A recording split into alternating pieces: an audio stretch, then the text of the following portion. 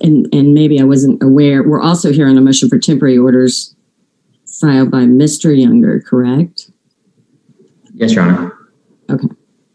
But also you guys have some motions to compel, or at least, motions, some discovery business. Are you guys, if we want to handle the two motions that we've been set for first, is that what you guys would prefer, or what? So, Your Honor, the motions that were set, the order of setting, mom, and I'm going to refer to them as mom and dad just for ease. Mom's motion to modify and her temporary orders is set today. Then her enforcement of child support is set, and then the motion to compel is set. I don't know that Mr. Younger's were ever properly set. I think there was maybe a letter sent, but there's never been like a notice of hearing for Mr. Younger's. And there's also some procedural discovery issues with that, but I can make those objections when he attempts to present evidence in discovery. Okay. Yeah, we have just requests for temporary orders. I think hearing them side by side, moms and dads at the same time, would be the most efficient. And then we have our motion for spoliation, and then each of those were noticed on Tuesday. So they were not properly noticed, though. A notice was sent to I think was just emailed to the court, basically, but there was nothing ever signed, which is required by the Dallas County local rules. So there's never actually been a signed notice of hearing. We got a signed notice of hearing by Judge Tenike. Right, that lists everything that is set, right? Or at least the order in which. So it's the amended motion for the temporary orders, motion for enforcement. Okay. And you want to hear that those want to be heard together, kind of? Yeah, I think honestly, Your Honor, I think just hearing them combined is the easiest thing. So okay. Okay, so one thing that I know I feel like, have we had a rights hearing at all? Because I know you said you are asking for criminal contempt, correct? No. So just to clarify, our original pleading, which I believe was filed in March of this year, the original pleading that we had asked for contempt of court. And there was a recusal hearing and another, I think, conference with you. I can't remember. I apologize.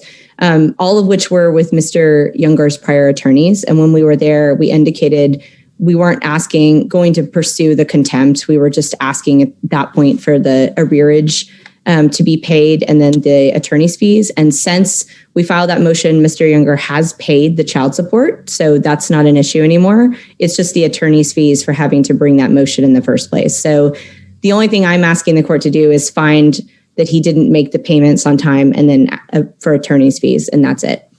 Okay. All right. Perfect. And then time-wise, let's just get that squared away first. How much time do you think, I don't feel like I've asked you this, either side, how much time do you think it'll take for your part, Ms. Janicek? I think maybe I'd say an hour, maybe a little over an hour. So I have an opening that I'd like to do with a kind of just a PowerPoint to walk through a lot of the timeline of what the court's going to hear. And frankly, I think doing that and then having my client's testimony is going to short circuit that a little bit, because I was trying to short circuit it since I only know we have till noon today. And then I've got Dr. Fletcher as a witness as well. And Mr. Nash and Mr. Hanchin, you think an hour and a half for you too? Yeah, it's looking about the same, just over an hour. Okay. So do you think that the motion, well, to a certain extent, if you're asking for further temporary orders, what you guys are asking in temporary orders, which are you going to object to that? Or are you going to, because you weren't properly noticed, or is it kind of a flip side of a coin? Do we need to hear, does it make sense to hear their motion as well? I think that the motions, I agree with Mr. Nash that those motions go together. I don't agree that there was proper notice. I think the bigger issue is the failure to respond to discovery issue. And so I think that's going to exclude some of that evidence. But to be honest, I think the proper procedure for that is for me to make those objections when Mr. Younger tries to present that evidence. So I'll just wait. I just wanted the court to know that was coming, but I'll wait until we get to that point. Okay. Very well. Okay, so you guys want a record, yes? Yes, please. Yes. Okay. And then in that case, so this is, let's see, cause number 159887. And will everyone who intends to testify in this matter, please raise your right hands. And I think Dr. Hopewell, I assume you want to call him as a witness, yes? Mr. Nash, Mr. Yeah. Nash? Yes. And okay, so can you turn your camera on, Dr. Hopewell, please? I thought it was on. Oh yeah, Let me get my no. office for a second. We just see. Hey, Mary, the camera's not on Covering it. for them to see me. It for sure it does. It says you. I mean, I think you have video. It shows you have video, but it's just not. Yeah, we're trying to get it. I thought it was on, but it's not showing on my screen. Yeah, yes, we can. Oh, there it is. Okay. Yay. Okay. Just so I can now. Okay. Thank you. Oh, okay. Do you all solemnly swear or affirm that the testimony you'll give in this case will be the truth, the whole truth, and nothing but the truth? I do. Yes, I do. Yes. Mr. Younger, will you unmute, please? And Dr. Georgialis, will you unmute? I do. thank you. I do. Thank you. And I think I heard Dr. Fletcher say, I do. thank you. All right. And counsel, will you all state your names beginning with petitioner's counsel, please? Sure. My name is Jessica Janicek, and I'm here representing the petitioner, who is Dr. Ann Georgialis. Thank you. Connor Nash for Jeff Younger. David Hanshin for Jeff Younger. Okay. Perfect. Is anyone going to invoke the rule? I would like to invoke the rule, Your Honor. I would like for Dr. Fletcher to be able to stand, as she's the court-appointed children's counselor. And so I don't think there's any argument that she's not an expert since she's already been appointed, but I would invoke the rule otherwise. Okay. Okay. And do you guys agree that you're no problem with Dr. Fletcher remaining and not being excluded from the rule? Yeah, that's fine. Okay. And what about, and Dr. Hopewell, what about, were we? We would like him excluded. He's not we'll have arguments about him later, but we would like him to go in the waiting room. Okay. So before I put you back in the waiting room, Dr. Hopewell, the rule, since the rule has been invoked, it means that you probably might be familiar with it, but from this point forward, you're ordered not to discuss your testimony or the facts surrounding this case with anyone. The only exception is you may speak to the lawyers, any of the 3 attorneys involved. You may speak to them, but if you choose to do about the case or about the facts, but if you do that, make sure you're away from any of the other witnesses or either one of the parties.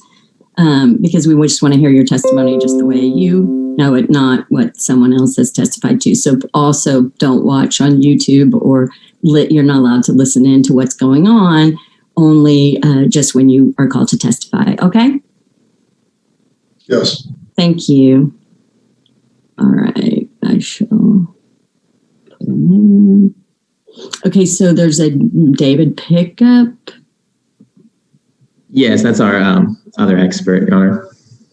Okay, do I need to swear him in and put him under the rule? Yeah. Yes, Your Honor. Okay. How did I quit this?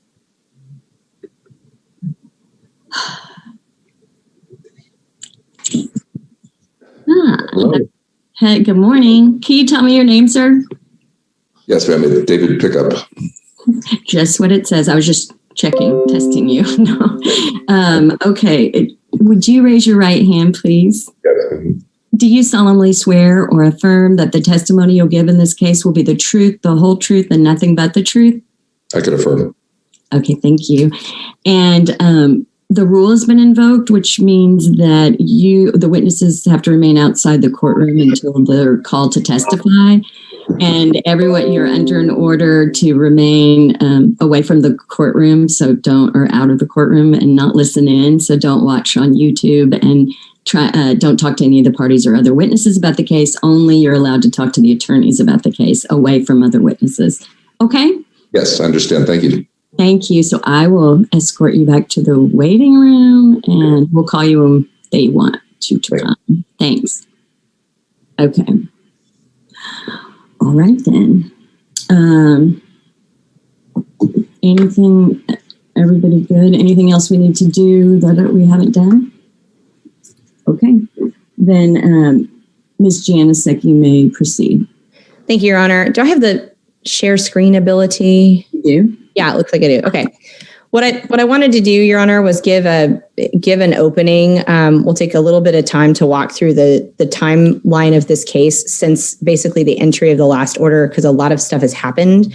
And I think that will also short circuit it for the court and for everyone else about why we're here and what the case is about and what our evidence is going to show. So I'm going to share my screen here.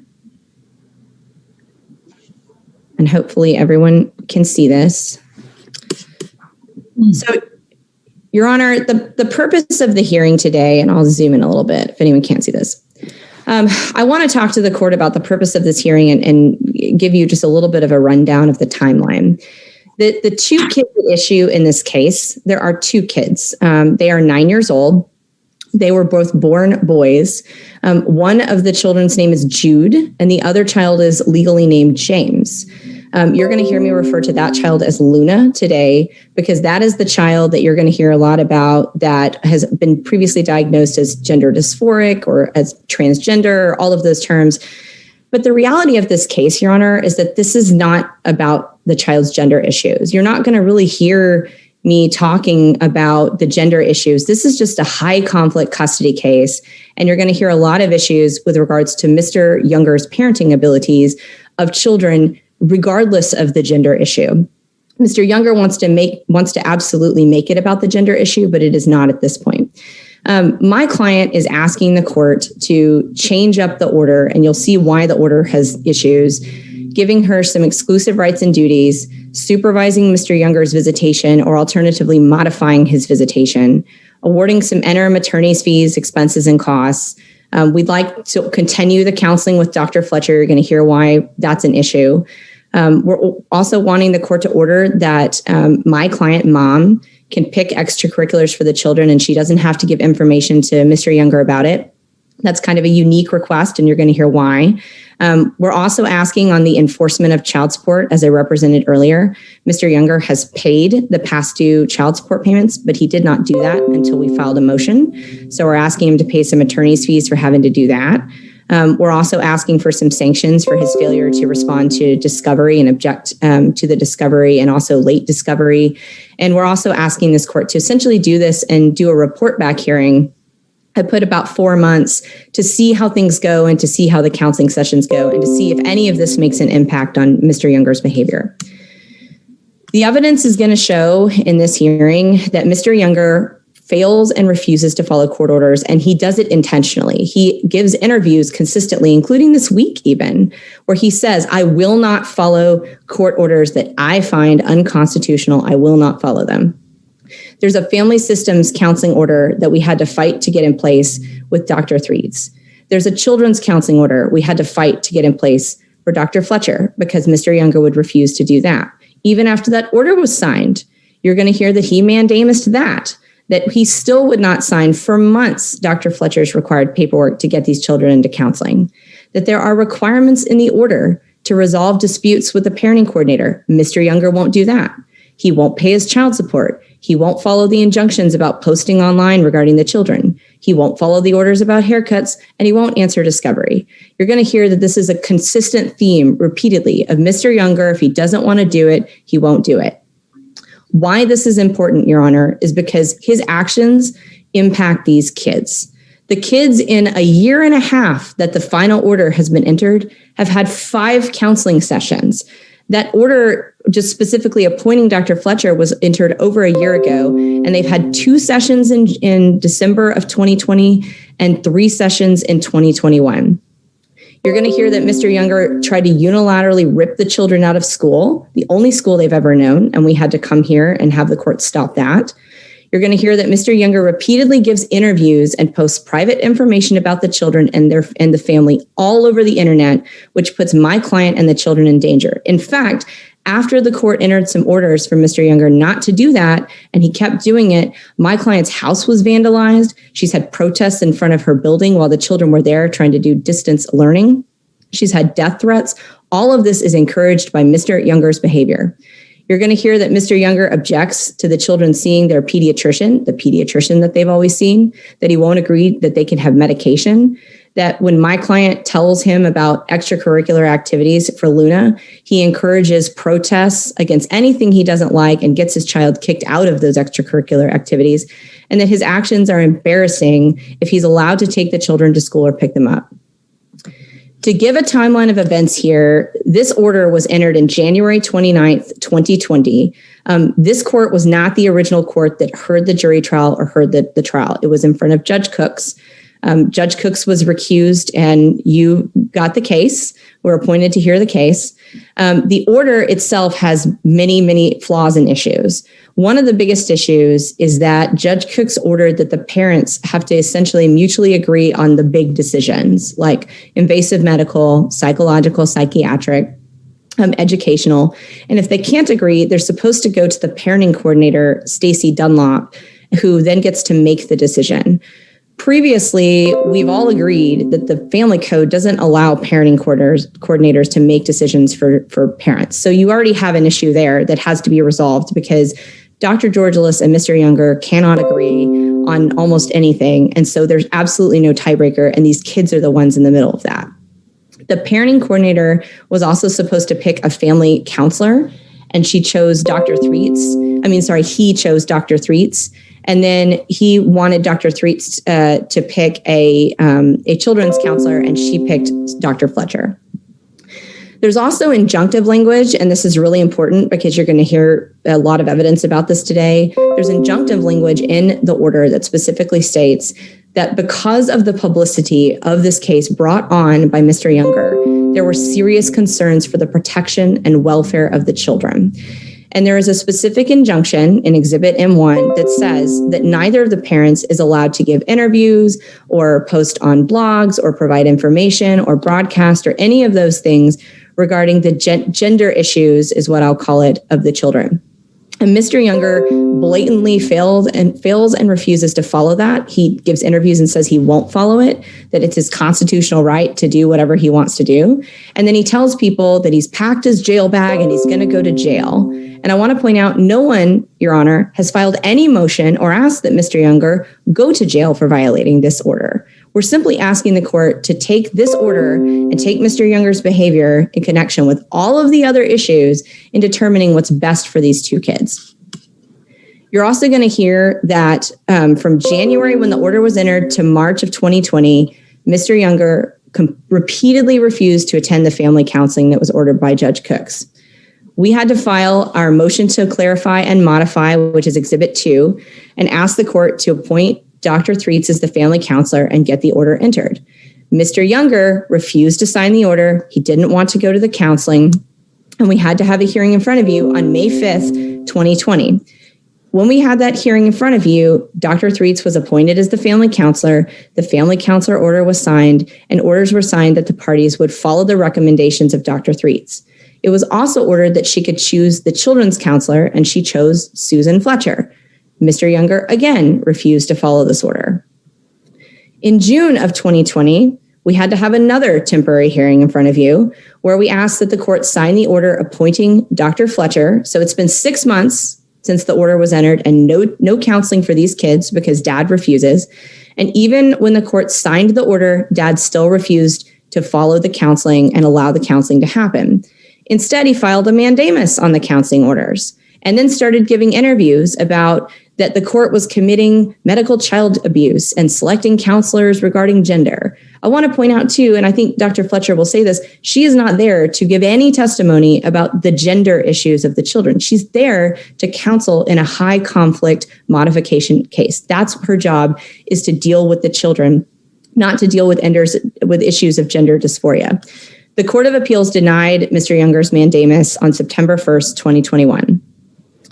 After he filed his mandamus, my client had to file a motion to enforce the temporary counseling orders because, again, Mr. Younger would not sign the paperwork, he would not pay the retainer, and then he would continue to give interviews and talk to people and provide information about these kids publicly all over the internet, putting them in danger.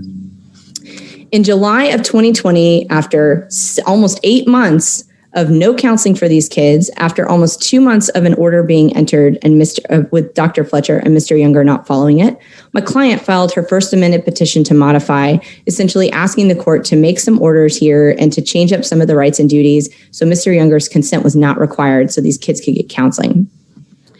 Around that same time, we had a conference in August of 2020 with the court regarding Dr. Fletcher and the school.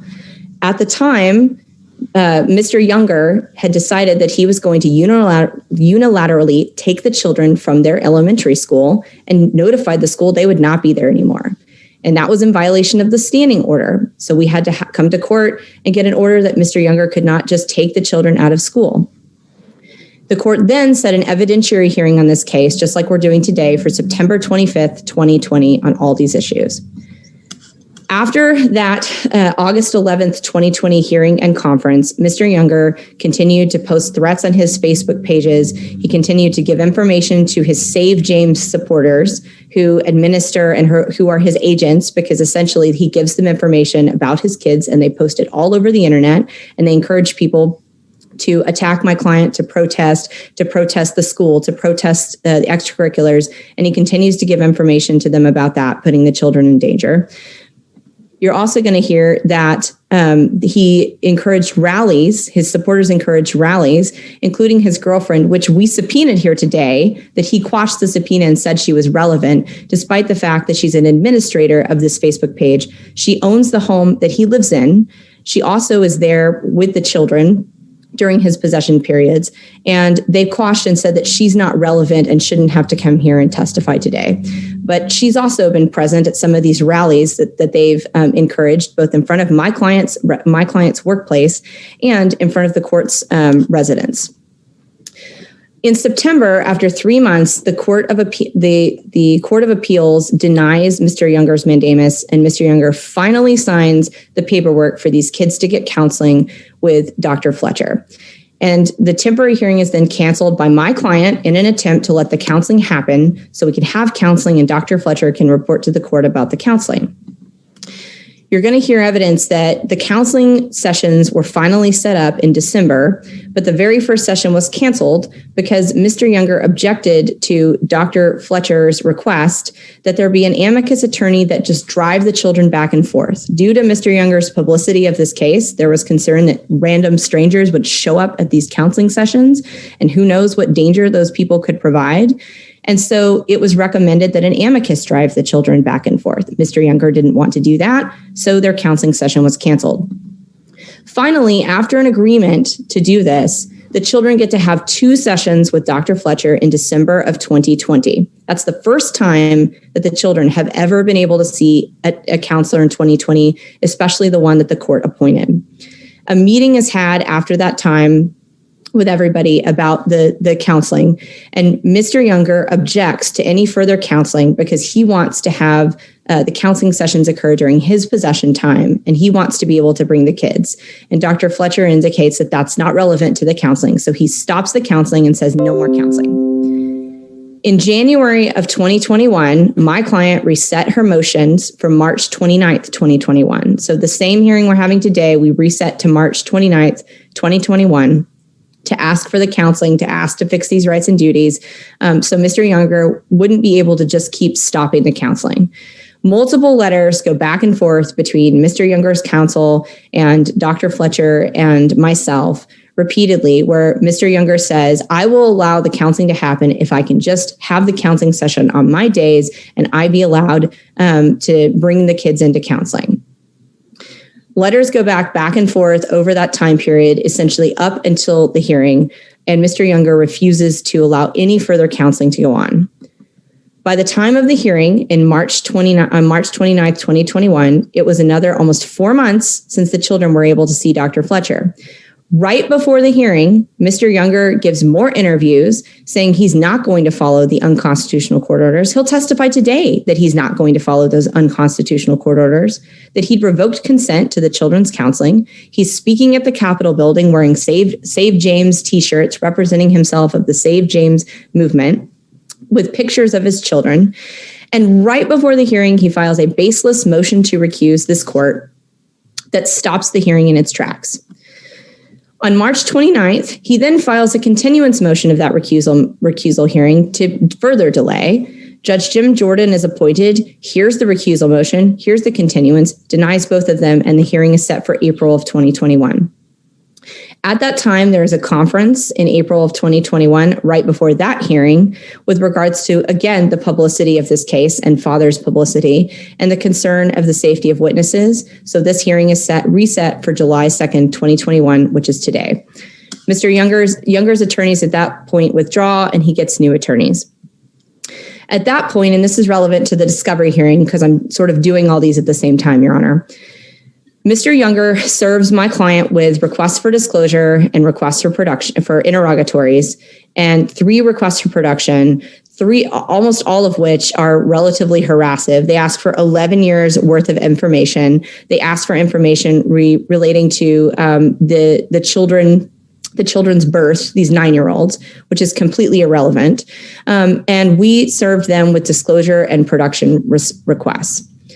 On June 9th of 2021, we responded to the request for disclosure and written interrogatories. There's no compel motions on file today filed by Mr. Younger.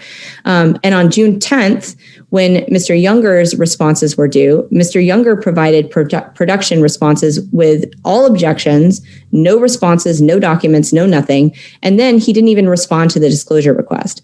It wasn't until January 29th, which was 3 days ago, that Mr. Younger, for the first time ever, responded to the disclosure request, which means that that response was untimely. And so I'm going to object under the rules when Mr. Younger attempts to present evidence, because that response was completely untimely. And that response also did not properly disclose witnesses like it was supposed to. Your Honor, the last final things I'll point out today is that the court's going to hear that Dad's refusal to follow any of these court orders. So far, nothing is working, and his refusal is damaging to these kids. He won't follow any of the orders regarding Dr. Fletcher. He's mandamus the orders repeatedly. He stopped the counseling after 2 sessions in December because he didn't get his way. Then he goes and gives interviews and encourages supporters to essentially incite violence and protest. The kids going back and forth from counseling is harmful to these children. These children need to be in counseling, and Dr. Fletcher needs to counsel them, and Mr. Younger should not have the right to just rip them from counseling. Mr. Younger, again, is trying to take these children out of the school, the only school that they've ever known. My client's asking to be able to make educational decisions to keep them in their school, or frankly, in order that they stay in their school until the court makes another order otherwise. Mr. Younger doesn't want them to go back to their school. In fact, when he didn't get his way in August of 2020 about the school, he tried to get the children kicked out. You're going to see evidence of letters of grievances he filed against the school district. And then when that didn't work, he filed appeals. And when that didn't work, he went on the internet and he started posting about where his children go to school, putting their children's safety at risk, and telling people they needed to contact the school because they were allowing the school, because the school was allowing his child to be known as a girl and dress as a girl, and it was abusive and against his wishes. You're going to hear that Mr. Younger has objected to the pediatrician. The order doesn't allow him to do that, but he essentially has said that my client has to make all decisions with him by agreement, which is not what the order says. But he essentially says my client has to do that. And when my client went and took the children to their pediatrician that they've known and informed Mr. Younger that the pediatrician was concerned that one of the children had ADHD, he said, I revoke my consent to that. You're going to even hear there's an argument about glasses, that he won't even allow the child to wear glasses when the child should wear glasses. You're also going to hear that Luna, one of the 2 twins, was signed up for dance lessons in August of 2020. And my client told Mr. Younger that Luna was enrolled in dance. 30 minutes later, this information appeared on the Save James Facebook page with his supporters, including his girlfriend or fiance, posting about it and asking essentially that people contact the dance studio and ask why they're supporting the abuse of James. It was so bad, Your Honor, the dance studio within a few days had to shut down their Facebook page and ask this child not to return. That is shameful. That is horrible to this poor kid. Mr. Younger, despite Judge Cook's finding that posting online about these kids and giving interviews and talking about them and providing their personal information all over the internet is harmful and is dangerous to their safety and welfare, he continues to do it. And he says he wants to do it. And he tells in these interviews that he's going to do it. He wants the court to put him in jail, which is why no one is asking that he go to jail. But he wants the court to put him in jail so he can go to the Supreme Court and be a martyr and say that his right to free speech was inhibited. The fact is, Your Honor, there's no reason that any parent should ever be giving interviews and posting information about their children and putting them at risk the way that Mr. Younger does. Mr. Younger also, you'll hear we're asking for some interim fees. Mr. Younger also exploits his children and continues to utilize the children and the gender issues that he's not supposed to post all over the internet to raise money for himself. You'll also hear that he lies. He has a history and pattern of lying. Even Judge Cook's annulled the marriage, finding that he committed fraud and deceit. He lies about his employment. He won't get a job. You're going to hear that he has raised almost maybe today over $100,000 in a Give, Send, Go or GoFundMe type account that he's using to pay for his very expensive attorneys. At the same time, not paying for child support. At the same time, not following any of these court orders. At the same time, exploiting his children for his own personal gain and financial means. My client's asking for some interim attorney's fees today. You're going to hear us ask for that. You're going to hear me testify about what she spent. You're going to hear her testify about what she spent. We're also asking the court to award my client $3,500 in attorney's fees due to the fact that the only reason that Mr. Younger finally paid child support was because we had to file a motion. And finally, Your Honor, you're going to hear that we filed a motion to compel. We're asking this court to overrule Mr. Younger's objections. We're asking the court to find that he didn't respond to the disclosure responses timely, and therefore under Rule 193.6, Mr. Younger cannot present evidence or argument or any exhibits or anything that he didn't produce to us in discovery. And we're asking the court to force him and order him to actually respond to the discovery that he was supposed to respond to and amend his responses. We believe, Your Honor, all of these requests are in the best interest of the children. I appreciate the time on my opening statement, and I would certainly be ready to call my case in chief unless you'd like Mr. Nash to give an opening statement. I will certainly allow you to do that now, Mr. Nash, if you prefer. Or Thank you, Your Honor. I think Mr. Hanshin was going to give an opening statement. okay. I'll be making an opening statement, Your Honor. Yeah. Thank you, Judge. I've listened to opposing counsel's opening statement, and I agree with her on 2 points. And then on the 4 pages of notes I made about her opening statement, I disagree on virtually every single point.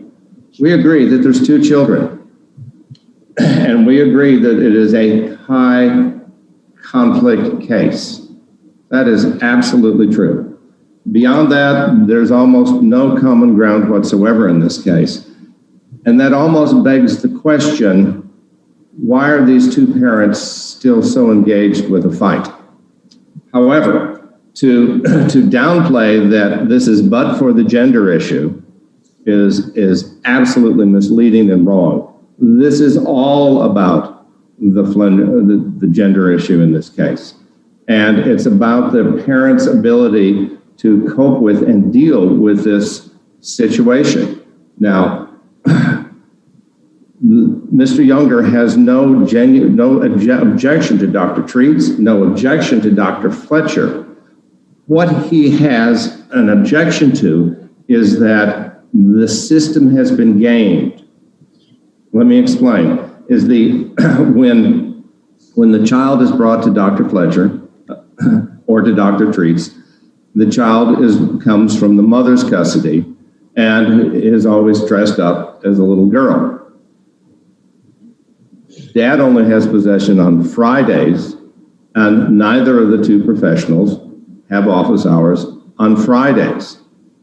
And so he thinks, and I would agree with him, that it's really quite unfair that the presentation of the child to the counseling system is only done under the auspices and control of one parent. If we're going to have a balanced, interview and therapy and investigation of this complex situation, we strongly feel that that both parents should have an equal playing field in presenting their side of the situation and presenting their children to the counseling. And that's what we're asking for, and that's what this is about. As for the contempt, you've heard that there was a $3,500, there was an arrearage of 4 months of child support that was paid. Actually, it was paid before service, but it wasn't logged in by the Attorney General. The opposing counsel has asked, and there were 4 months of identical pleadings, 4 paragraphs, and a request for attorney's fees, and somehow that generated $3,500 for less than a page of legal drafting. The comment that, and I quote here, that Mr. Younger has very expensive attorneys is almost ironic in light of a $3,500 request for basically a 2-page pleading, and then a request for $50,000 of temporary support on a custody change. I don't think the court can even do that. So you understand from listening to opposing counsel that Mr. Younger has failed to follow court orders. I think the testimony will show that in no place did he surrender his First Amendment rights, although of course we recognize these matters should not be discussed with the children. The idea that we have a disproportionate advantage to one side regarding the extracurricular activities, the hairdressing situation, that's just not the right way to deal with this. These sort of situations, a child's gender identification is something that is especially in a prepubescent child, is a very complex and fluid situation. I think the evidence will show that there are times that James wishes to identify as a girl and other times that he wishes to identify as a boy. And to have one parent force this issue into a level of conformity to their own wishes for whatever reason they're doing this is just a wrong thing to do. Yes, he has followed the legal abilities of mandamus and whatnot because he disagrees with the setup that's taken place with regards to the counseling. If Dr. Treese, who I wish were here, were able to have sessions in which he brought the child and presented the child as on one side of the situation, as well as mother being able to do it, that would be fine. The same thing with Dr. Fletcher. If we get a balanced presentation to the professionals, that's what all Dad is asking for, is a clean, fair shot at an adjudication and at a resolution to help guide this situation. This situation with this child is not going to be resolved in this hearing or in one more years of counseling. This is going to take quite a while for them to sort out. And it's a very delicate situation. Yes, there has been a stop and go with the counseling because of the setup of the counseling. If we can correct that, and Dad has made efforts and spoken to Mom, can we change days? Can we swap out days? Unilaterally refused, unilaterally denied, because one side wants to control everything. So what we're asking this court is to dig into its deep resources of how do we get these parents to cooperate enough to bring the children on a fair and balanced presentation and interaction with both Dr. Threets and Dr. Fletcher on an ongoing basis. Thank you. And Your Honor, before we start, I would just like to make two objections. One, to hearing any motion for contempt. I understand that they're withdrawing the contempt, but hearing anything on the motion for contempt would just violate the confrontation clause. And so I think anything they plead with regard to the attorney's fees and the $3,500 can't be heard via Zoom unless it's replayed in a different way. And then number two, their requested relief that they submitted has a carve out for these gender issues. That's not what they pled in their petition. And so essentially we're talking about a repleading of temporary orders last night at 6 p.m., which gives us no notice on that. Okay. Respectfully, Your Honor, if we want to get into the discovery issues, Mr. Younger doesn't have the ability to present any case today because he didn't respond to disclosures. So he's required by law to respond to requests for disclosures. He didn't do that. And the statute is mandatory exclusion. So the carve out that he's talking about was actually something that benefited his client. If he wants me to take that out, happy to do it.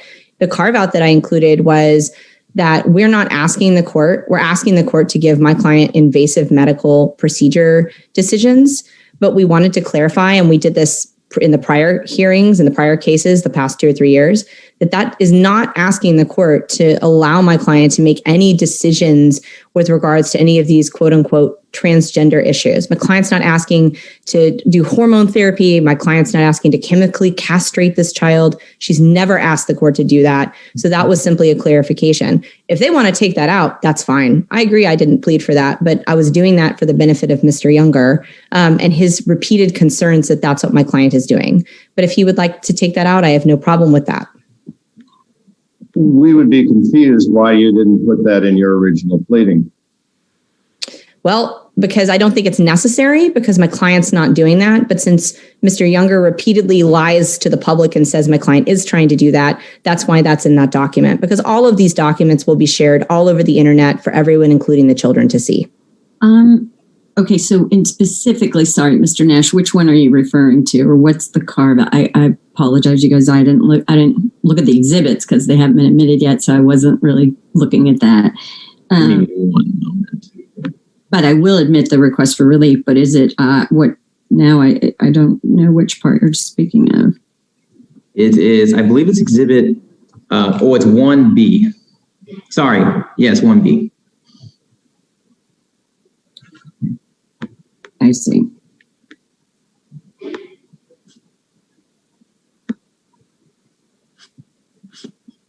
Okay, and so you want to, you're fine to remove B, but you guys, you guys want to make any kind of agreement on B? I mean, James and I just got this after 6 o'clock last night, and I couldn't even read it until this morning because of the internet situation, Judge.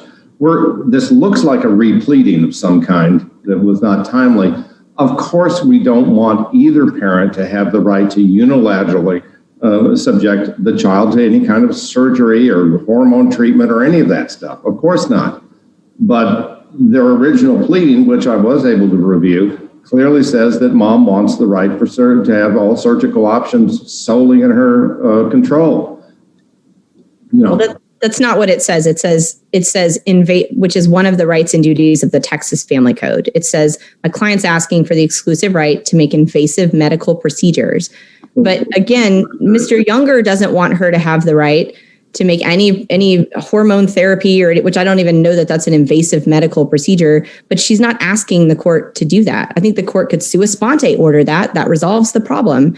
But if they're, and the other thing I would point out is they said they got this after 6 o'clock. We sent our exhibits at 5:14. We didn't get exhibits from them until 9 p.m. So I want to just make sure the record's correct. They've had this information. This is almost the identical stuff that's been in the pleading since March of 2021. So if they don't want to include the carve out that benefits their client and resolves their client's concerns, then that's fine. I have no problem removing it. That's not our request, Judge. what is your request? Just object. Our request is that the court enter an injunction that neither parent have any surgery or hormone treatment or any of that sort of stuff with the child without mutual agreement or further order of the court. Well, that's actually what it is now. So, I mean, that everything's. I agree, but as I said, until 5 o'clock last night, that's not what their pleadings were asking for. That's not true. We're not asking for a carve out of that specific, but that's fine, Your Honor. This is a waste of all of our time. We have no problem with that. We'll keep it as it is. Well, I'm just gonna, I don't know that calls for a ruling right now because I'm not really sure. I just would like for you to call your first witness, I guess. I can do that. Unless you need to break or, okay. That was not a time to let you say you did or not. Go ahead, Ms. Janasek, you may proceed. Thank you, Your Honor. I would call Dr. Ann Georgialis, please. All right, go ahead. All right, are you unmuted? Okay. I'm unmuted. All right, Dr. Georgialis, will you please state your name for the record? Ann Georgialis. All right, and you are the mother of 2 children in this case? Yes. All right. Now, what are your children's names? Their legal names are James and Jude Younger, but Okay. I call them Luna and Jude. All right. Oh, sorry. Can you turn up? Yeah, Miss Dr. Gorgeous, we're having a little time. A difficult time hearing you. Can you hear me now? Still really faint? Is there somewhere on? What if I just talk louder? Well, that works. Okay, I'll talk louder. Is it already turned up in a more than, the most? I know sometimes you get too high. Don't do it too much because then it has this feedback. Is this better? No. Is there somewhere else? So I'm turning up my computer. Oh, wait, I know. There's something else. Oh, yeah. On audio, maybe. Somebody who knows computers, please tell us. There's an audio settings on Zoom, and it looks like you can turn up the output volume. Where would I find that? It's by the microphone. There's an arrow if you click on it. Oh, okay, great. Awesome. Built-in Microphone. But then how do you see if that works? That's the only thing I saw. Yeah, then at the bottom, audio settings, and then from there you can adjust your level. Right, and it has so it's output, right? I think so. Try. Is that better? Is that better? No. Okay, let's see. A little bit. Hold on, I'll try this one. No, that's test microphone. Why is this not going? Yeah, it just actually only has this really low. I'm sorry, I'm not the. All the things that I can adjust are adjusted up to the highest that I can. So I'll just talk louder. Is that okay? Yes, of course. I'm sorry. I'll talk louder. Okay. Okay, great. Now, go ahead. Thanks.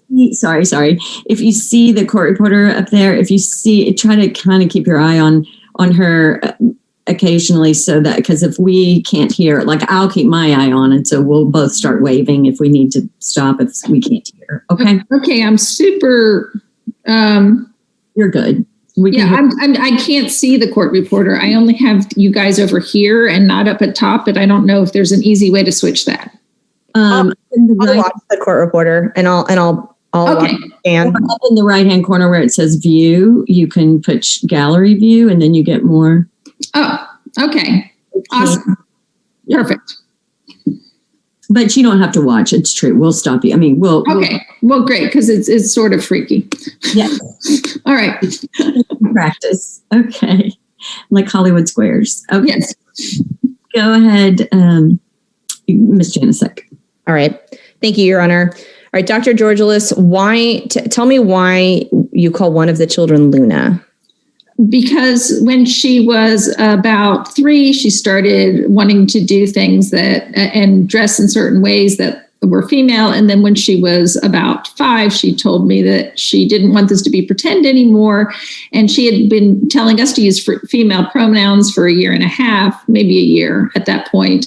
And then she said that this is the name that she wants. So, all right. Has Luna, when Luna started kindergarten, did she start kindergarten as Luna? Yes. Okay. Has she always gone to school as Luna? Yes.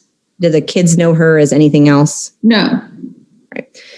Now, you heard my argument. I made my argument with the timeline and talking about all the things that had happened in that case. Did you hear that? Yes. Right. Do you agree that what I said is an accurate representation of the events that have occurred in this case? Yes. And are you adopting what I said essentially as your testimony in this case? Yes.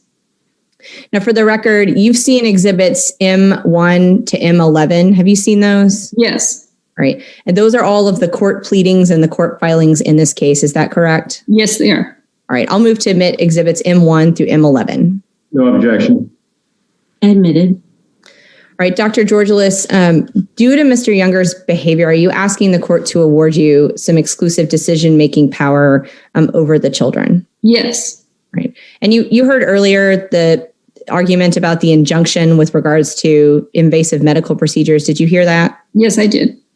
Have you ever asked the court to allow you to chemically castrate, as Mr. Younger likes to call it, your child? No.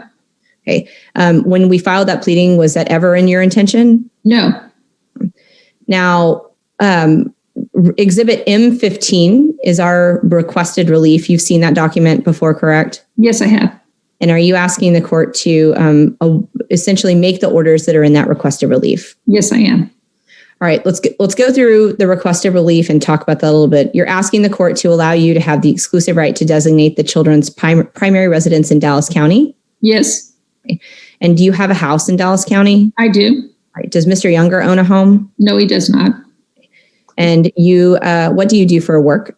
I'm a pediatrician. Okay. And how long have you been a pediatrician? Since 1994. Right. Are you also asking the court to award you the exclusive right to determine the educational decisions for the children? Yes, I am. Do you have any intention of removing the children from their elementary school right now? No. And alternatively, you're fine if the court just leaves it as in the current standing order for the children to just continue to attend their current elementary school? Correct. And are the children going back to in-person school soon? Yes, they are. Right. Did they do remote learning for the past year? Yes. And where did they primarily do remote learning? Well, the first half of the day they were at my office, and then about noon, my daughter would pick them up and they'd be at home. And that worked for the entirety of the year, essentially? Yes. Right.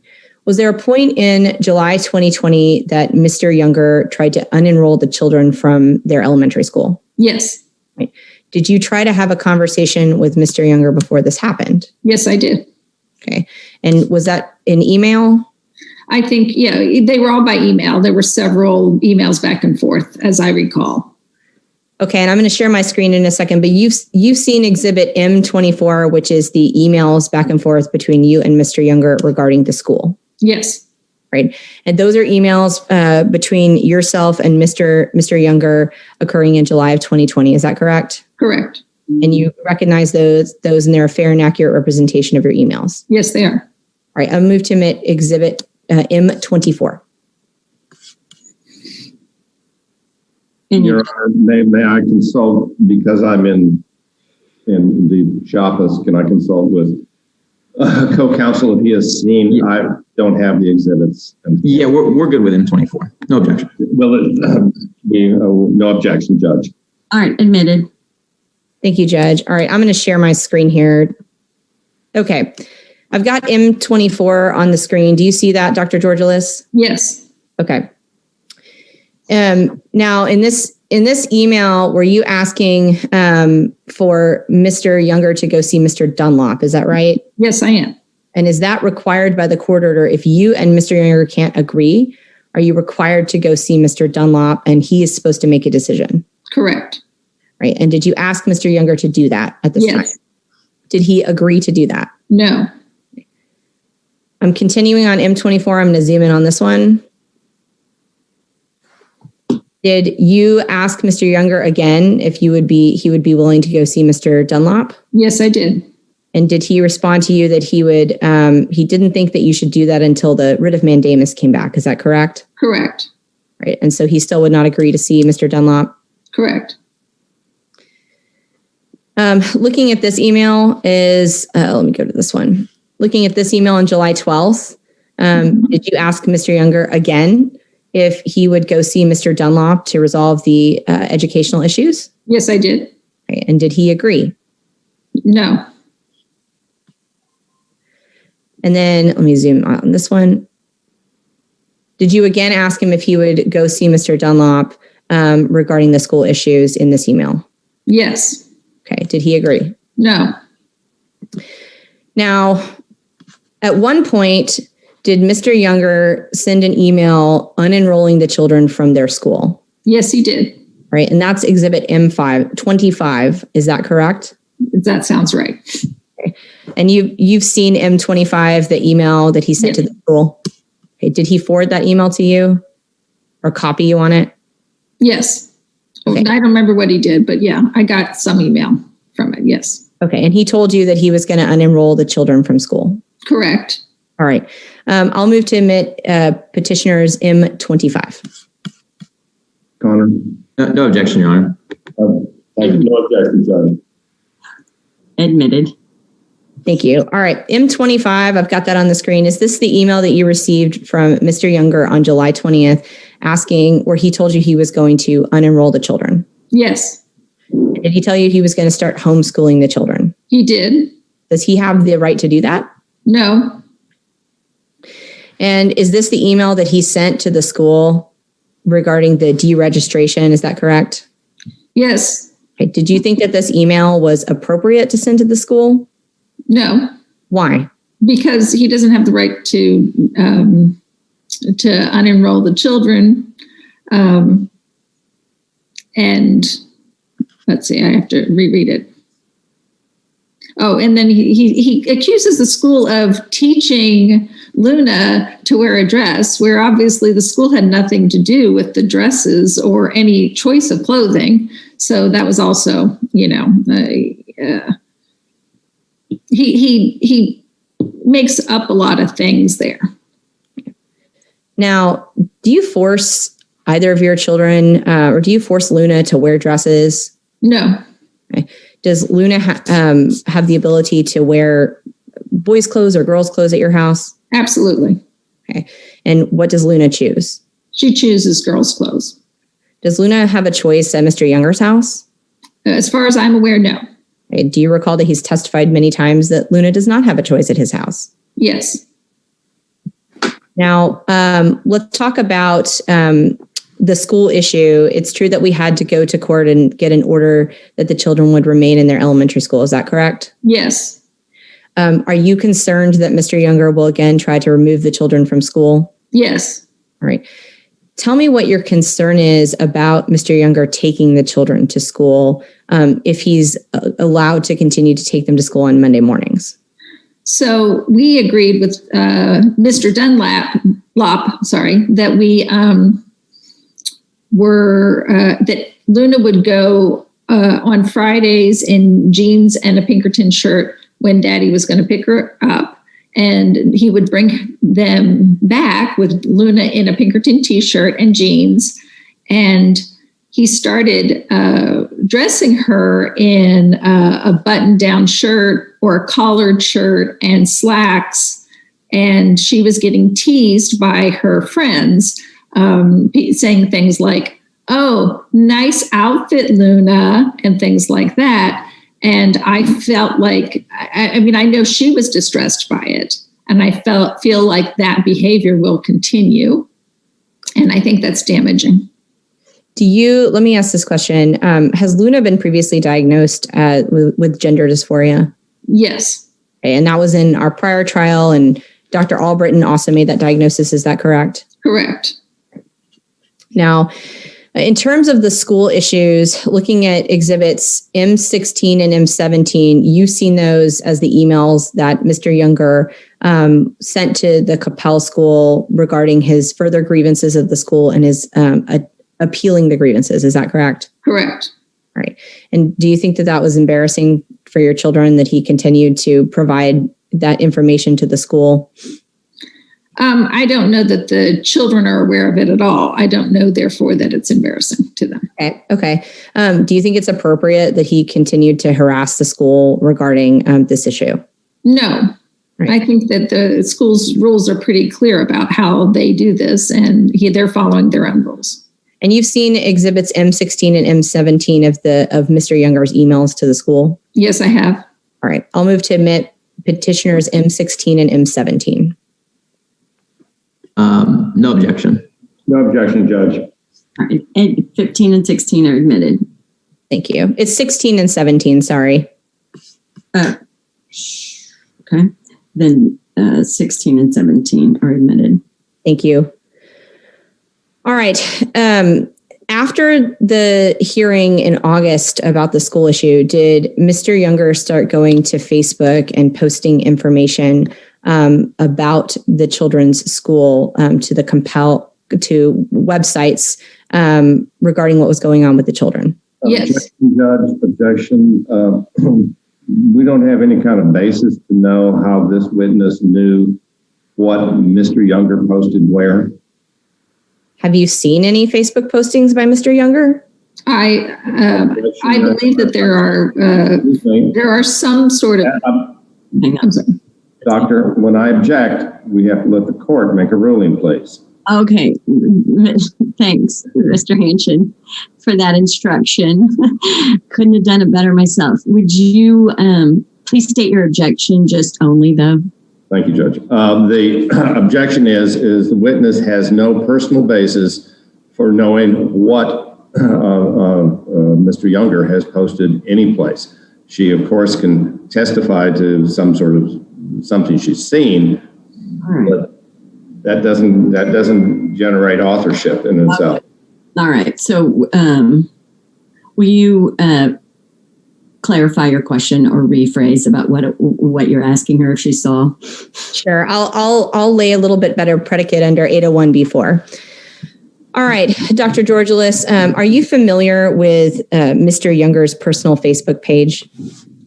Somewhat, yes. Do you have any reason to believe that anyone other than Mr. Younger is posting from his Facebook page? No. Objection, Your Honor. Speculation. Well, overruled. Now, Dr. Georgialis, have you also you've seen some of the posts from what you believe to be Mr. Younger's Facebook page? Is that correct? Yes, I have. Right. And is some of that information, or have you seen some information that he's posted that only he as the father of the children would know? Yes. And is that why you believe that those posts come from Mr. Younger? Yes. Objection, Your Honor. Speculation again. Your Honor, respectfully, there's a pivotal case called the Tienda case and 801B4, which only requires circumstantial evidence. On top of that, Mr. Younger didn't produce any of this in discovery, which would have automatically authenticated that information. And now he wants to try to steamroll and make arguments about why we can't try to prove this information up under the case law. I overruled the objection. Sorry. You guys didn't hear it. But, I'm sorry. I apologize. All right, Dr. Georgialis, let me talk to you real quickly about the Save James website. What's your knowledge of the Save James Facebook page? I know that it posts a lot of videos and information about my children that only the father of the child would know to be able to give that information to the Save James administrators. And Mr. Younger has represented that he's not an administrator of that page. Is that correct? He has. Now, are you aware that his fiance, what's her name? Gwen Zilla. Are you aware that Gwen Zilla is an administrator of that page? I'm aware that she, at least at some times, has been an administrator of that page. But for Mr. Younger giving that information to the people who run the Save James Facebook page, would they know that information about your children? No. Do you have any reason to believe that Mr. Younger doesn't approve or authorize the information that's posted on that page? I have no reason to believe. This is rank speculation. It's a matter when the question says, do you believe? That's pure speculation. Well, the question was not phrased that way. So do you have any reason to believe? So I'll allow, I'm overruled. Now, Dr. Georgialis, with regards to the Save James Facebook pages, previously, did we have a trial in this case in 2019? Yes. Okay, and I don't want to go back behind the order, but I want to ask you: was the Save James Facebook page a pivotal part of that trial? Yes. Has Mr. Younger, since the entry of the last order in January of 2020, represented himself to be as part of the Save James movement? Yes. And has he worn shirts that have the same logo as the Save James Facebook page? Yes. And are there pictures of Mr. Younger and your children on the Save James Facebook page? Yes. Now, talking about, let's look at Exhibit M22. Have you looked at this? It's a listing of various Facebook posts by Mr. Younger on behalf of Mr. Younger. Have you seen that? Yes. Okay. And these are the same posts that we just talked about that Mr. Younger has either made or people have made on his behalf. Correct. I would move to admit Petitioner's Exhibit M22.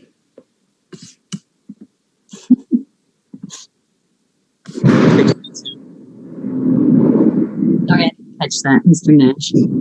Did you say 22? Yes, M22. Yeah, no objection. No objection, Judge. M22 is admitted. Thank you. All right, Dr. Georgialis, I'm going to share my screen again for just a second. I'm going to ask you a couple questions about M22. Going back to the school issue. Yes. Do you recall seeing this post on the Compel Conservatives website with regards to Mr. Younger posting about your children? Yes. All right. Did you feel that this was appropriate for him to be posting? No. Did you feel it was appropriate that he post this and encourage people to contact the school? No. Is this another posting that he made on Facebook with regards to the situation at the school? Yes. And this is February 24th of this year, correct? Correct. All right. Are these comments on that same, very, very same Facebook post? Have you Yes, seen? they are. All right. And do you think it's appropriate that he's talking about your children to complete strangers? No. On this, is this another posting that he posts about the Save James Facebook page? Yes. All right. And he was posting about the school issue again and telling people that the school is teaching my 8-year-old son that he is a girl. Correct. Is Mr. Younger supposed to be posting on blog posts or social media or giving interviews with regards to the gender issues of your children? No. Have, since the entry of the last order or since the last trial, has your home been vandalized or anything like that happened to you? Yes, absolutely. What happened? So my home had a rock thrown in the front window at midnight on October 31st or November 1st. And that was the vandalization here. Were your children, and just talking about your home, were your children present in the home? They were both in front bedrooms at the time. So would it have been possible if the rock had been thrown a different way that your children could have been injured in this incident? Absolutely. Okay. What other vandalism has happened at your home or your office? My office also had several instances of vandalization. A 3-foot tall red paint, I don't know if I can say this, witch in front of my office, and a dead animal, I think it was a possum, put in front of the office. Those are the two I can remember. Are these things that the children could have seen? They could have, yes. They didn't, thankfully, yes. Did you keep the children from seeing that? Yes. Do you think that this behavior, what makes you believe that this behavior was done by the Save James supporters? Oh, well, one of the dead animal had like a note on it that said Save James. The other one, I just assumed because it was in the same time between the jury verdict and the court's ruling on the case. So, are you fearful for the safety of your children? Absolutely. Go ahead. Are you fearful that Mr. Younger will continue to post intimate information about your children and their daily lives on the internet? Yes, I am. Are you concerned that he will continue to give this information to his Save James supporters to post all over the internet? Yes. Okay. Now, I want to talk to you a little bit about some of his interviews that he's given. Have you had the opportunity to watch some of these interviews? Yes. Okay, and some of these interviews are Exhibit M18 and Exhibit M19. Is that correct? Correct. All right, I'll move to Petitioners M18 and M19. No. Admitted. Thank you. Now, looking at I'm going to share my screen again for just a second. Looking at these I'm going to share these screenshots. Is this a screenshot of, Is this a screenshot of one of the videos where he was going to do Dad Talk Today? Do you see that? Yes. Right. And is this just one of many videos of interviews that Mr. Younger has done? Correct. And is this another screenshot of that video where Mr. Younger has given interviews? Yes. Right. Are these interviews harmful or potentially harmful to your children? Absolutely. And this information, most of these interviews are then posted on YouTube. Is that correct? Correct. Have you heard Mr. Younger say that he's not going to follow the court orders? I've heard him in interviews say that, yes. Have you heard Mr. Younger in interviews say that he's not going to consent to the counseling of the children with Dr. Fletcher? Yes, I have heard that. Right.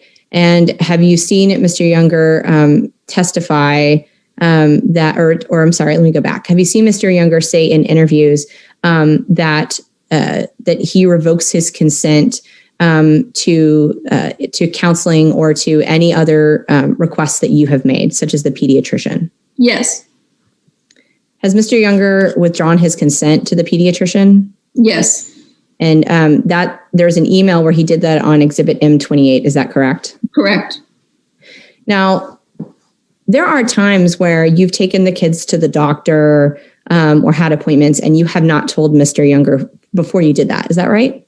That is true. Tell me why you didn't tell him ahead of time.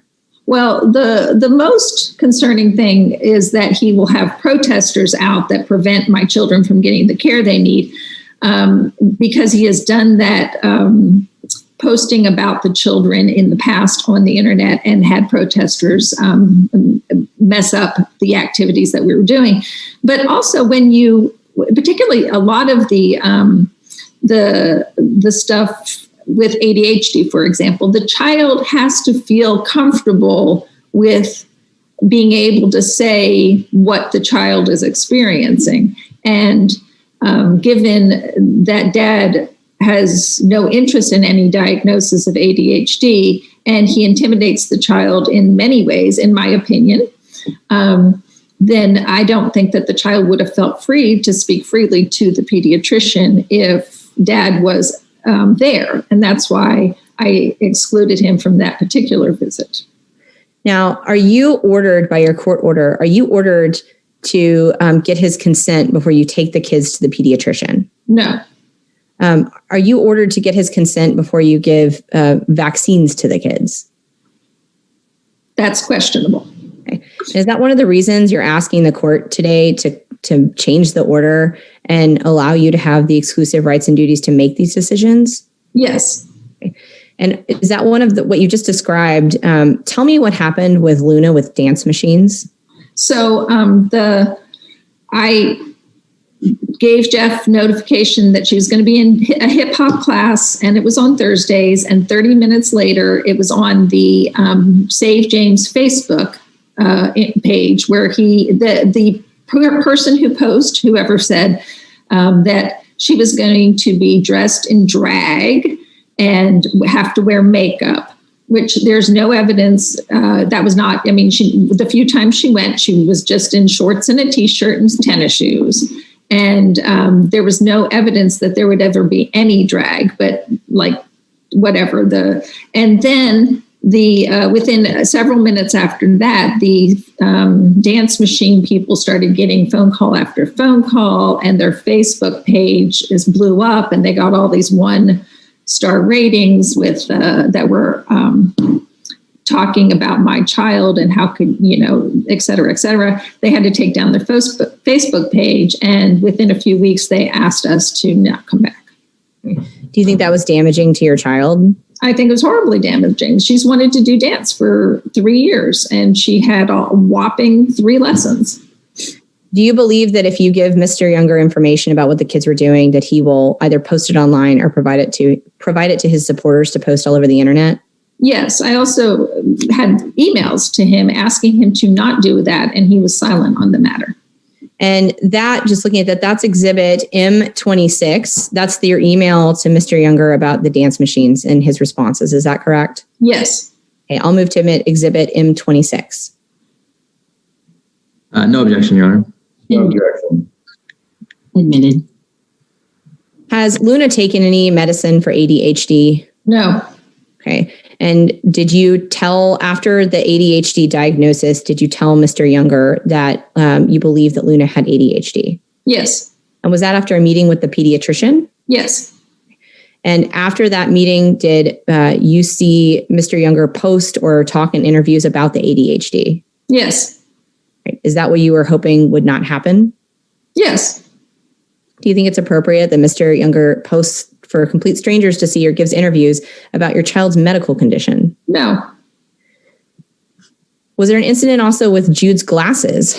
Yes. Okay, tell me about that. Okay, so I did invite him to the appointment for Jude's glasses. I realized that Jude was standing closer to the clock than I would need to see it. So I did my little office test, and it looked like he probably needed glasses. So I took him to the optometrist, and I invited Jeff there. He did not come because it was just Jude. I didn't feel like Jude would be as intimidated in telling the provider what he was experiencing. And then the provider said to Jude, if you're looking any more than about, 10 yards away, or 10 feet away, 10 feet away, you should probably be wearing your glasses. And so, but Jeff said to Jude things that were akin to, I can't remember the exact words, but akin to, we'll only use them if you need them. And then Jeff and I had quite a bit of an email exchange about, the facts about wearing glasses, and we didn't agree. So Jude won't take his glasses to Dad's. And that email exchange is exhibit M40. Is that correct? Yes. All right. And the ADHD email exchange is exhibit M41, correct? Correct. All right. I'll move to admit exhibits M40 and M41. No objection. Admitted. Now, Mr. Younger has now withdrawn his consent to the pediatrician. Is that correct? Correct. All right. And that email is exhibit M28, right? Correct. How long have the kids been seeing the same pediatrician? Since, I don't, okay, let's see. Let's say 4, about the age of 4. So for about 5 years. Yeah. Right. I know we talked a little bit about this, but have some of these Save James people shown up to protest on your lawn at work? Yes. And were your kids inside at the time some of this was happening? Some of the times, yes. All right. If you look at exhibit M20, that's a summary timeline of the things that have happened in this case. Is that correct? Yes. And are you asking that be adopted as a summary of your testimony? Yes. I'll move to admit exhibit M20. Just as a summary of the testimony, that's no objection. Admitted. All right. In exhibit M20, I want to pull up a picture here and ask you, is this a photograph of some of the Save James supporters standing outside of your place of business? Yes. Do you think that this is appropriate? No. Do you think it's damaging for your children if they were to see this? I think it would be very damaging. Do you have to take a lot of steps to keep your children from seeing this? Yes, I do. And you've heard Mr. Younger say that he's not going to stop. He's going to continue to give interviews and share information online about your kids. Correct. Is this just showing this isn't a rally that they had scheduled for Wednesday, March 24th at 3:30 p.m.? Do you see that? Yes, I do. And that was actually right before the hearing they filed to recuse the court. Is that correct? Correct. And so do you think it's appropriate that they have Save James rallies for your child? No, I do not. Sorry. Now, in terms of the haircuts, tell me about what's happened with the haircuts and why that's an issue. So the last trial, we were supposed to mutually agree on haircuts. When we went to Mr. Dunlop, he said, if you guys don't agree, then I tend to just keep the haircuts the way they were. And so I mocked up a little haircut that was a short female cut and, took the things that Jeff was objecting to. And then Jeff never gave the child that haircut. He gave the child a much shorter haircut and would let it grow to that length and then cut it again. So about November, maybe October, I said, I am withdrawing all consent to haircuts. And he said, well, I withdraw my consent to your withdrawing, or something like that. I don't remember exactly the words. And he continued to cut the child's hair approximately every 6 or 8 weeks. And are those exhibits M27 and M29 are the emails with regards to the hair cutting? Yes. Now, and I'll move to admit exhibits M27 and M29. No objection. Admitted. Now, Dr. Georgialis, is the hair cutting an issue because Luna wants long hair? Yes, absolutely. And is the final order says that the two of you have to consent to a haircut? Is that correct? Correct. Right. And so Mr. Younger went and got the haircut anyways, even without your consent. Correct. You're aware that Mr. Younger is complaining that you don't have the appropriate health insurance for the children. Are you aware of that? Yes. Okay. Is that true? No. Okay. Do you have health insurance for the children? Well, it's considered a cost sharing, but the court has looked at it several times and feels like it's appropriate. Have you been found by the court to have violated any of these orders? No. Has Mr. Younger filed an enforcement against you alleging that you have violated any of the orders? No. Have there been times where you provided information to Mr. Younger after the fact, such as some of these appointments? Yes. Did you do that to protect the children? Yes. Are you asking the court to consider that in your request that you not have to provide Mr. Younger information ahead of time regarding the children? Correct.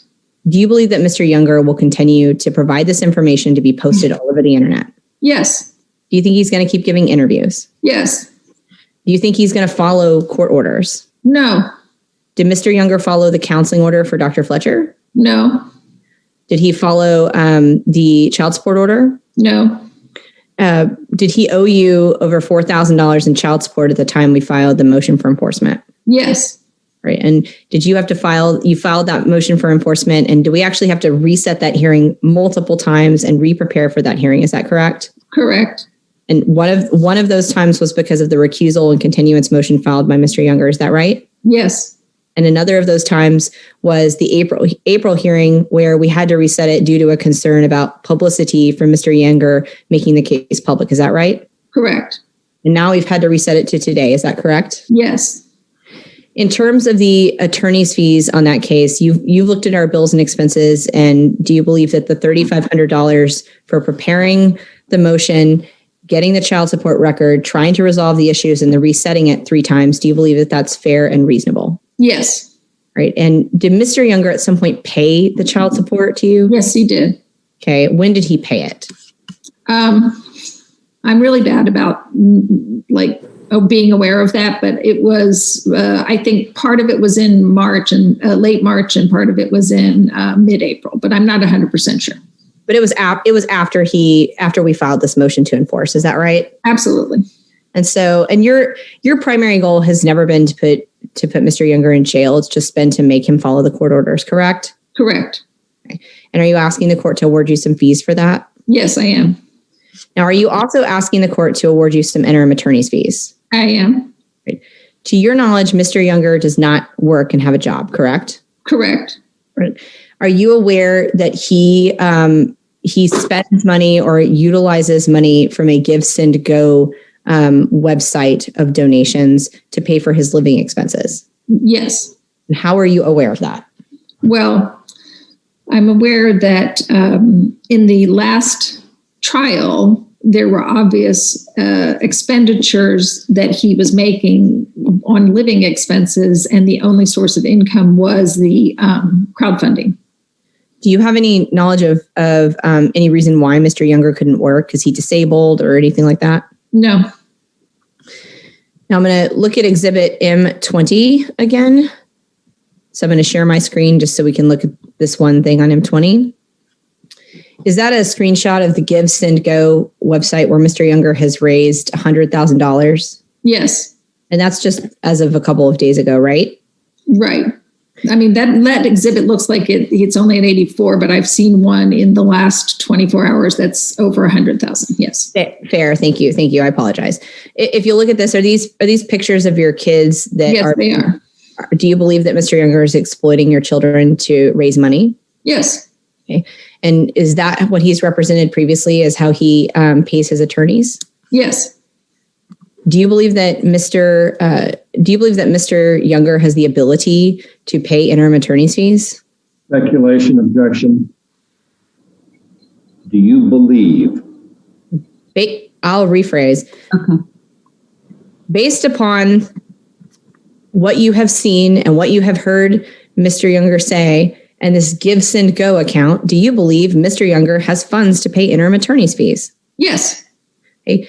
Previously, prior to his hiring of the James Bell law firm, did he have 2 different law firms that were representing him? Correct. And that was he was paying 2 different law firms at the same time, right? Yes, he was. And at the same time, he was not paying his child support. Correct. Okay. But for Mr. Younger's actions, would your attorney's fees be as high as they are? No. Have we had to file multiple motions and have multiple hearings to get Mr. Younger to comply with the orders? Yes. Do you think that it's reasonable at this point that your children have only had 5 counseling sessions with Dr. Fletcher? No. And you understand that one of Mr. Younger's concerns was that he wants the children to go to counseling on his periods of possession? Yes. And was it, you heard Mr. Hanchin represent that you've never offered to allow that to happen. Is that true? No. Have we offered that repeatedly? Yes. Okay. Now, has Mr. Younger set up sessions, to your knowledge, in July of this year where the children are going to see Dr. Fletcher on his time? Yes. And you don't have any objection to that, do you? No. Okay. Who takes the children to their appointments? A third party, Dr. Threets, has had us have a third party take the kids so that the kids have this, I think she called it a decompression time, where the children didn't feel like they were under the presence of either parent. So a total stranger the first few times, and people who I know that don't know the children. These people, this person takes the children from your house to the sessions, and then it's going to take the children from Mr. Younger's house to the sessions, correct? Well, Jeff says he's going to get his own people. Dr. Threets has said to me that she wants me to be the person to arrange all of them, and I don't know how that's going to work out. But yes, he won't be the one driving, is the point. Okay. Are you asking the court to continue to appoint a neutral person to drive the children? Yes. In terms of attorney's fees and interim attorney's fees, are you asking the court to award you $50,000 in interim attorney's fees? Yes. Okay. Have you spent already $50,000 to $60,000, including this hearing today, on interim fees? Yes. Okay. And has your business been damaged by the actions of Mr. Younger? 100% yes. Okay. And do you have the funds and the financial ability to continue to keep litigating and fighting Mr. Younger to follow the court orders? Well, if I spend my retirement, yes. Do you believe it's necessary for the safety and welfare of the children that Mr. Younger pays some interim attorney's fees to you? Yes. And if the court finds that $50,000 is not reasonable, are you asking the court to order some amount that would assist you in protecting the safety and welfare of these children? Absolutely.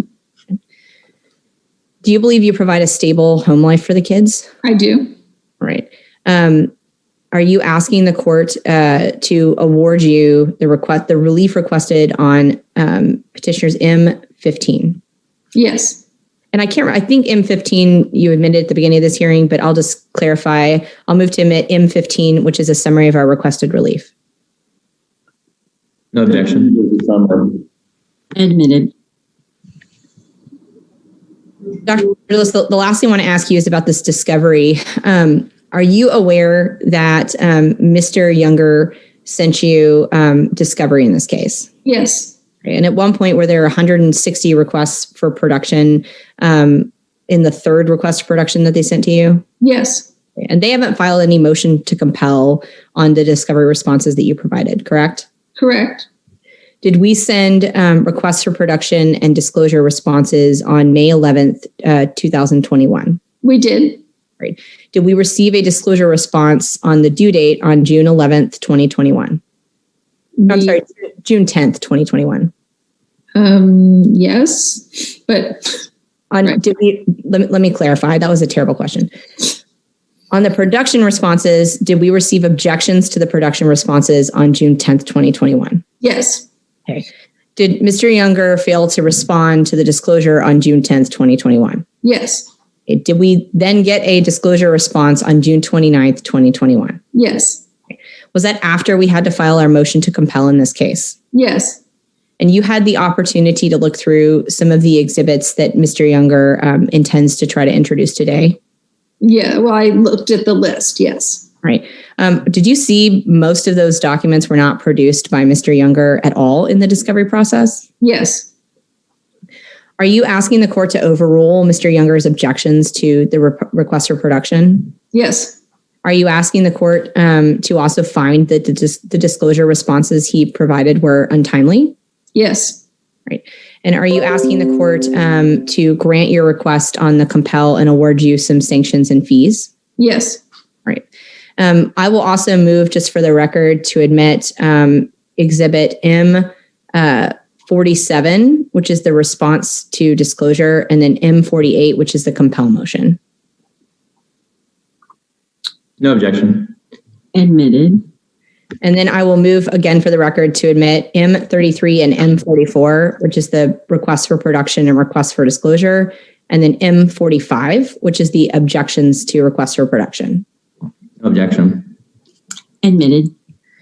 And then finally, for the record, I will admit or ask to admit Exhibit M38, which is the summary of testimony of attorney's fees. Any objection as a summary? No objection. Okay. Admitted. And then the same for M39, again, a summary of fees. I'd ask the court to admit that as well. No objection. Admitted. All right, Dr. Georgialis, you're asking the court to grant your requested relief today and deny any requests made by Mr. Younger. Yes. Do you think your kids love Mr. Younger? Yes. Do you want them to have a relationship with Mr. Younger? Yes. Are you trying to stop him from having that relationship? No. Okay. Do you just want your kids to be safe? Yes, absolutely. Okay. And is that why we're here, is to make sure that they get the counseling that they need and that the care that they need? Yes. And that they stay safe and healthy? Yes. I'll pass the witness. Okay. Thank you, Judge. You testified, excuse me, my name is David Hanchin. Doctor, my name is David Hanchin. If there's any questions that I ask that you don't understand, will you please ask me to clarify? Yes. Thank you. How old is James now? Luna is 9. And you said the situation with the gender identification started 6 years ago. Correct. When he was 3. So this has been a long-term problem that even antedates the divorce. Correct.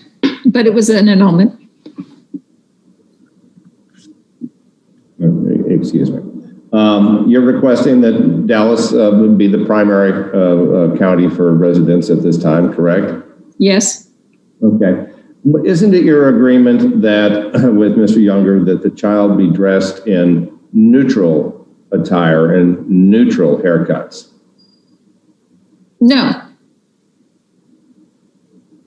So you think it's all right to promote James as being a little girl by dressing him in dresses, by having him wear makeup on occasion, by wearing high heels, and having as you put it, a feminine haircut? I think that your question has too many parts for me to answer a yes or no. Well, we'll take them one at a time. Are you promoting James to dress as a girl? No. Do you provide dresses for him to wear? Presently, she doesn't have any dresses. Has she in the past worn feminine shoes? Yes. And has she? And you've already admitted that you get her feminine haircuts. I don't cut the child's hair. That the haircuts you obtain for James are of a feminine nature. I'll ask the court to take notice of the record that she's already testified to that. With regards to the homeschooling issue, because of the pandemic, James and Jude have been schooled with you in your office. During part of the day, yes. That's right, which is tantamount to a homeschooling because they're with mom during the day and going to school with her. No, not at all.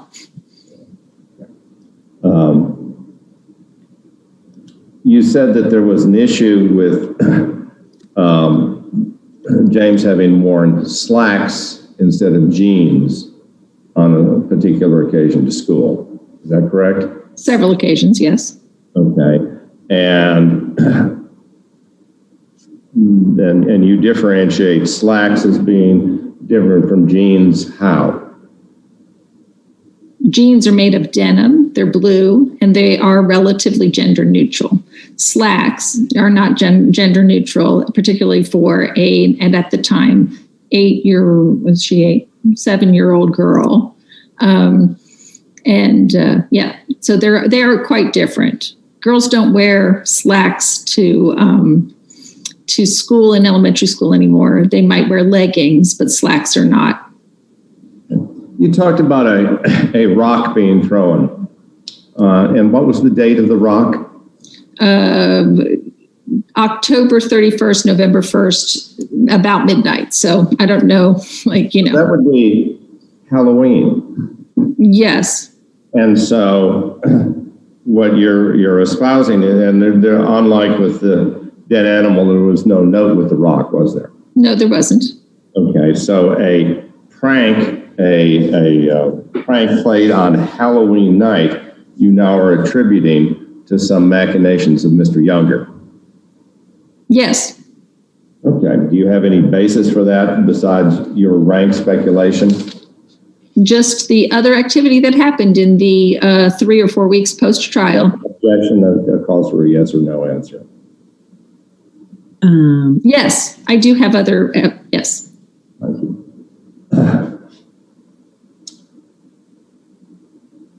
It is my understanding that Mr. Younger has repeatedly asked to swap dates of possession in order to be able to bring the children to counseling with Dr. Fletcher and Dr. Treats, and that you have denied that.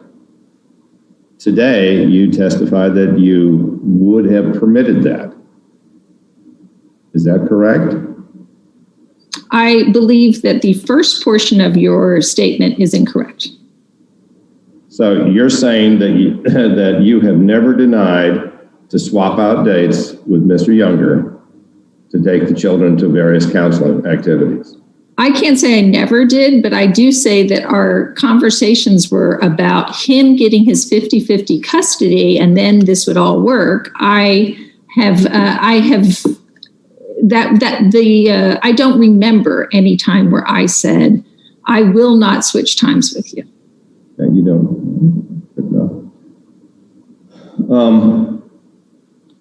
Isn't it true that you disallow or make impossible for Mr. Younger to enroll James in more masculine sports activities like football? No, that is not true.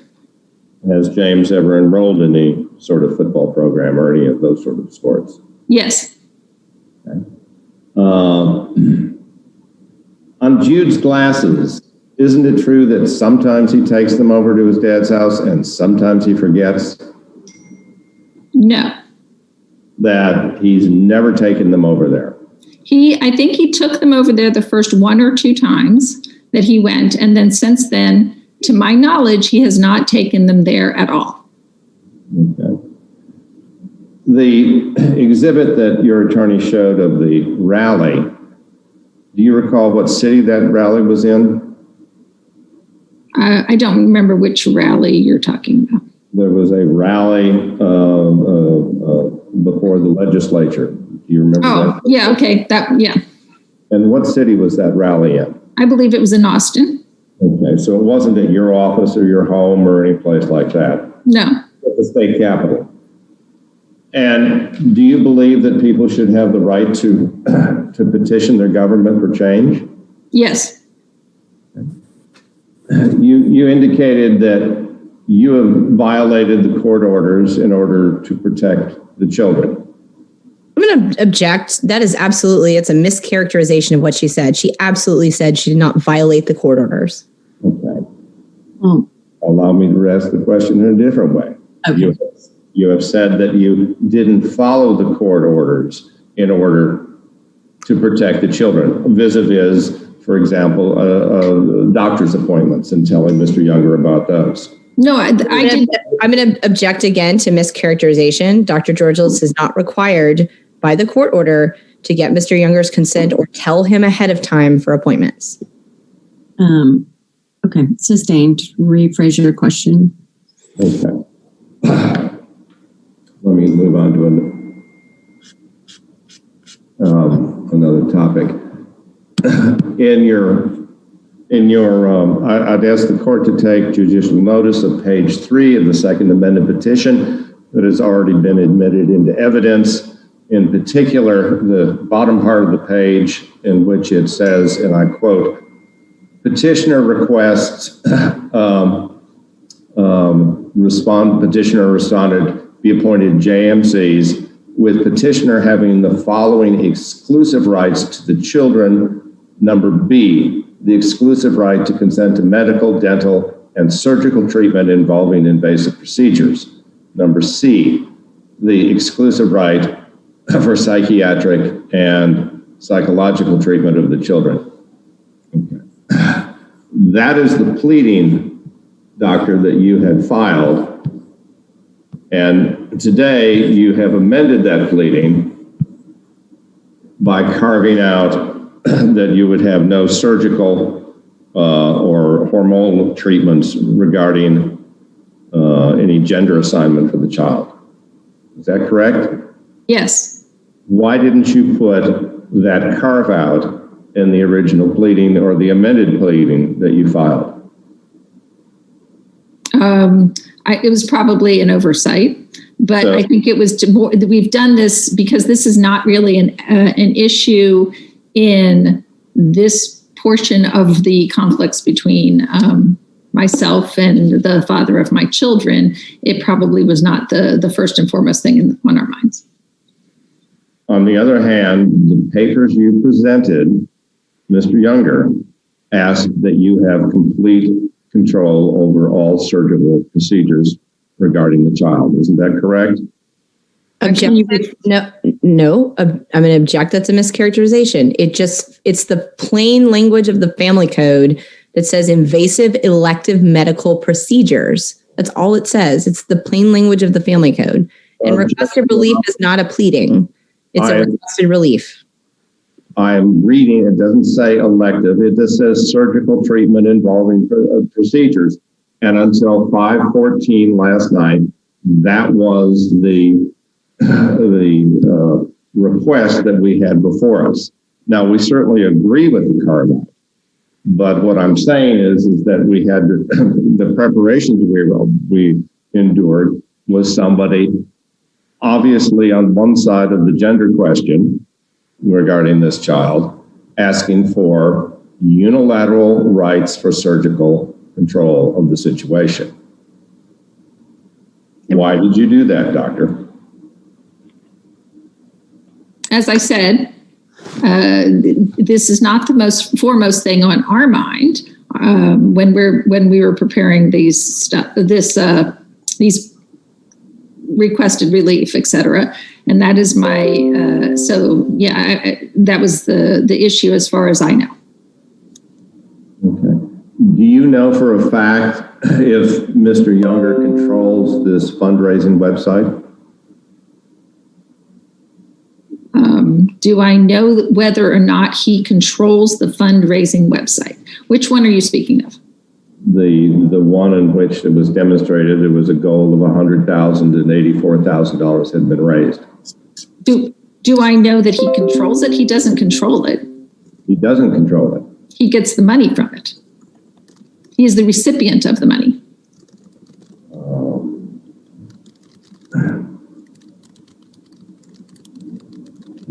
That's the witness.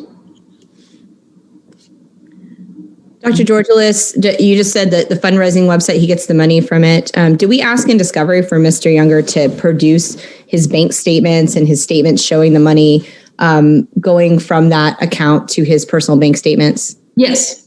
And we've seen some of those previously in previous litigation. Is that correct? Correct. Right. And did Mr. Younger produce any of that information in response to discovery? No. You were also asked about this carve-out issue just now.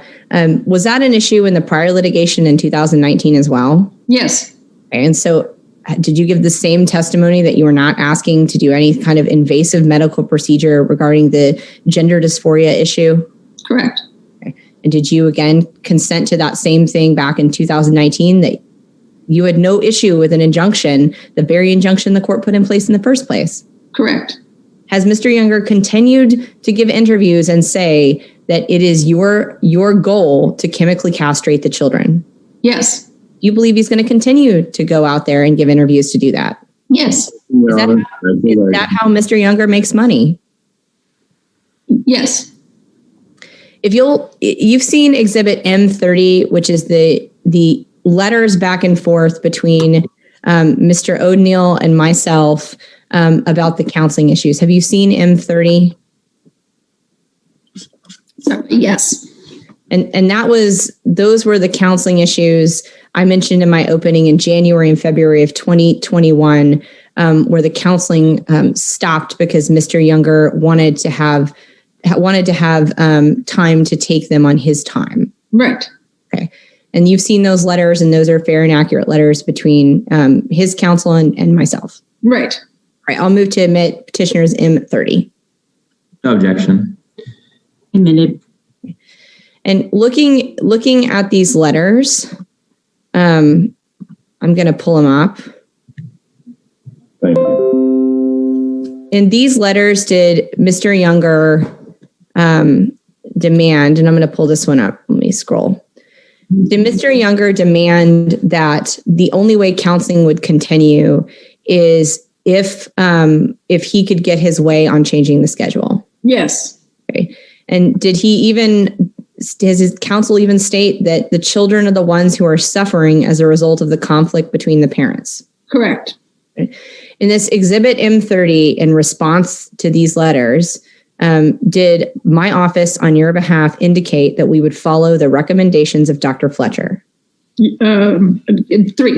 Yes. Sorry, Dr. Threets. I'm sorry, Dr. Threets. And do we repeatedly state that if the counselors indicated that some change to the schedule or the counseling session should be needed, that you would follow that? Yes. And that was in, I'm going to scroll down here. And this letter, hold on, let's go back down here. And that was in that letter of February of 2021, correct? Correct. Is this a letter that we received in February 26th of 2021 regarding the schedule change?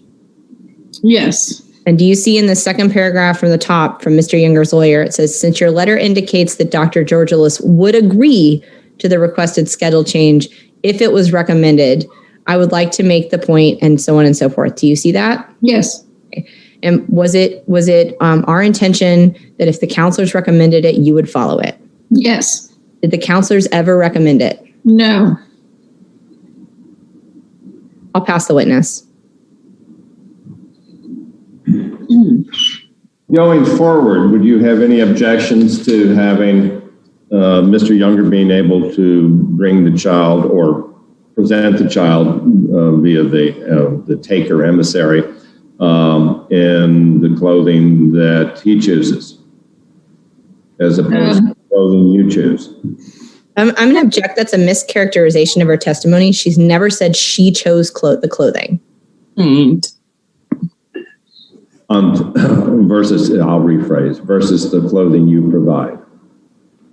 I have no objection to the children going from Jeff's house if that is what the counselor is recommending.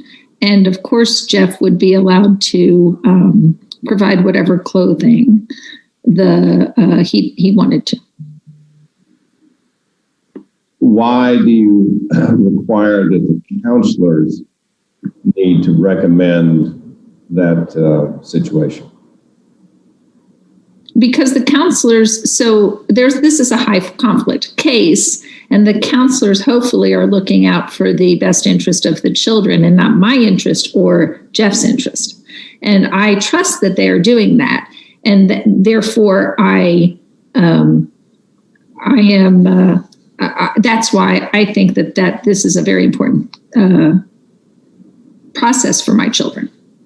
But you can understand how Mr. Younger would feel that his ability to present his side of the situation to the counselors is hampered if he's not able to bring the children in the same situation and condition that you're able to present the children.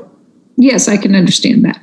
And that all he's asking is for a parity in the situation. He's not trying to trump your abilities, but just be able to have concurrent abilities to present the kids to both Dr. Fletcher and Dr. Treats. So I understand that's what he wants, yes. And do you personally have a problem with that? I don't have a problem as long as the counselor agrees that it is in the best interest of my children. Or recommends it, actually. Because what they said is it is not important. I understand that you wish to transfer the responsibility for the decision to the counselors. However, I'm asking how you feel, if it would be all right with you if you each were able to present the children. Yes. Yes. Ask the witness. I don't have any further questions of Dr. Georgialis at this time. All right. We have a 5-minute bathroom break, Judge. Yes, we can take a recess right now, but let's, yes, we'll have, actually, let's just take 5 minutes. Well, I'm going to say back here at 11:20, just because it always takes a little bit longer. So we'll just 11:20. We have 10-minute recess. Okay. We'll be right back. Thank you, Judge. Mhm.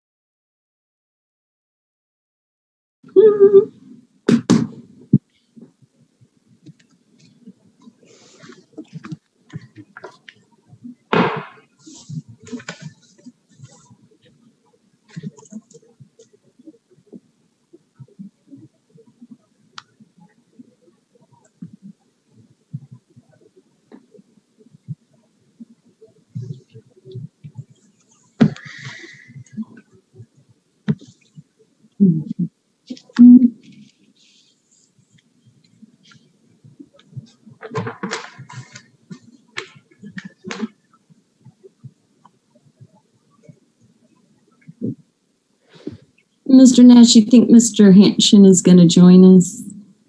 Yes. Let me give him a quick call. He who only wanted a 5-minute break? Yeah. You gave him too long. No, I'm here. I'm here, but just challenge of doing all of this in Mexico is challenging. Not that it wouldn't be challenging for me. I was going to say, does that matter for you? Location is not really the determinative factor, Judge. Thank you very much. That's the beauty of this, is that you can be anywhere. Okay. So, Ms. Janicek will be next. I'll go ahead and call Dr. Susan Fletcher, please. Okay.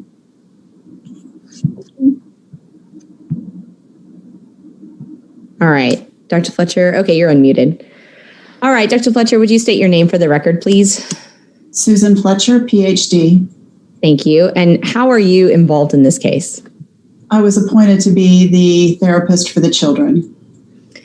How many times have you seen the children in a therapeutic role? 5 times. Okay, and why have you only seen them 5 times? So when I first received the court order appointing me, there needed to be paperwork completed by both parents as well as a retainer paid by both parents. And that took a number of months, which delayed the opportunity to offer the first appointments for the children, as well as the first joint appointment that would include the parents and Dr. Threets. After that, there were 2 appointments in December, and then the father in an appointment with the mother and Dr. Threets and I, the 4 of us met the week of Christmas. And the father stated that he did not want me to continue. So there was another delay after that. Did he tell you why he didn't want you to continue in December? Yes. Okay, what did he say? He was requesting that I see the children on a Saturday during his parenting time. And do you have appointments on Saturdays? I do not. And did you tell him that? Yes. Okay, and what was his response? His response was that that didn't matter to him, that he felt it was important for me to see the children during his parenting time. And with the schedule that's in place, he was requesting that I see the children during his time and specifically offered a Saturday. Do you think that it is important that you see the children during both parents' parenting time? Not during both parents' parenting time. No, I don't. Okay, why do you think it doesn't matter whose parenting time you see the children? Well, my role as appointed by the court is to assist the children with their coping with being members of 2 households with parents that have high conflict. And especially in the beginning, what was more important to me is to be able to get the children in on a consistent basis so that I could begin the process of having the opportunity to understand the children, how they presented things. I've had the opportunity to meet with both parents. So at this time and in December, it was not a priority. And so would it be fair to say that you haven't had the opportunity to see the children consistently? Yes, that would be fair to say. Is it fair to say that Mr. Younger has not been cooperative in following your recommendations on the counseling? Yes. Okay. In terms of you mentioned a delay earlier, and if I misstate you, please tell me, but I believe from the time that you were appointed to the time you could actually see the children, what caused that delay? We provided the initial paperwork to both parents and made a retainer request, and the mother responded in June, and the father did not respond until September. And were you appointed in June? I would have to look, but the order may be dated in June or before. I'm not sure. Okay. In terms of the most recent appointments, are there some appointments set up now in July that you understand are going to occur on Mr. Younger's parenting time? Yes. Okay. Is there any reason, or do you feel like it, for purposes of what you're doing with the children, does it make any difference if they occur on his parenting time or Dr. Georgialis's parenting time? Not at this time. It doesn't make a difference because I'm looking for consistency to see the children on a regular basis. Do you think the children need consistency and need to have counseling? Yes. Would you agree that this is a high conflict case? Yes. Okay. When the kids come to your office, how does James or Luna, how does that child present to you? Do you mean physically? Yes. She, Luna, James presents in a pair of pants that could be called sweatpants or leggings and a t-shirt. The first time, I believe, Luna was wearing a Buc-ee's t-shirt for the very first appointment. Did you ask or have any conversations with the kids about what they would like to be called? Not initially. I did not. They're the ones that brought it up. Okay. What did they say when they brought it up? Well, Jude actually is the one that brought it up and wanted to make sure that I understood that that Luna goes by Luna. And in every appointment, if I say he instead of she when referring to Luna, the boys, the children will giggle and say, it's she. And they've been very given me a lot of grace if I go back and forth, and yet have seen it as an opportunity to correct me so that I can refer to one child as Luna, one as Jude, and use the she pronoun with Luna and the he pronoun with Jude. When you said, so it's Jude that corrects, if you call Luna James, it's actually Jude that corrects you? Well, the first time it was Jude that brought it up, and if I were to look at how often one child does it over the other, Jude is more likely to correct me than Luna. Does Jude has Jude ever said anything to you with regards to calling Luna that this is James, or you should call him James, or anything like that? Never. Okay. What about Luna? Has Luna ever asked to be called James? No. Okay. Do you think the kids love their parents? Yes. Yes. Are they bright, smart kids? Yes, they are. Okay. Were you aware? You sat in earlier. You sat in through this hearing, and you've heard some of the testimony and evidence. Is that correct? That's correct. Okay. And were you aware that Mr. Younger has been giving interviews about the kids and posting information about their medical care on the internet? I'm aware now. Okay. Had you been aware before? Well, I was aware of things that were being posted related to the counseling prior to today. Have you ever heard Mr. Younger say that he was not going to consent to you counseling with the children? Yes. Okay. In terms of his giving interviews, do you think that could have a harmful effect on these kids? Yes. Okay. Do you think that is a good parenting decision by Mr. Younger? No, I don't think it's a good parenting decision. Okay. Does it concern you about the potential safety and welfare of these children? It does.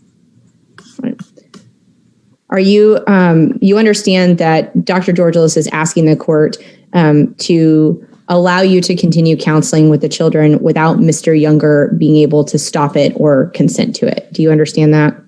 Yes. Okay. And do you believe that these children need some continued counseling? Yes. All right. I'll pass the witness.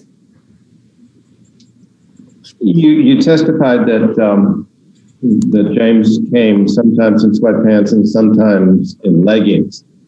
Is that correct? What could be perceived as sweatpants or leggings? Well, as everyone knows, I'm not very adept in matters of fashion, but aren't sweatpants rather baggy and leggings rather tight?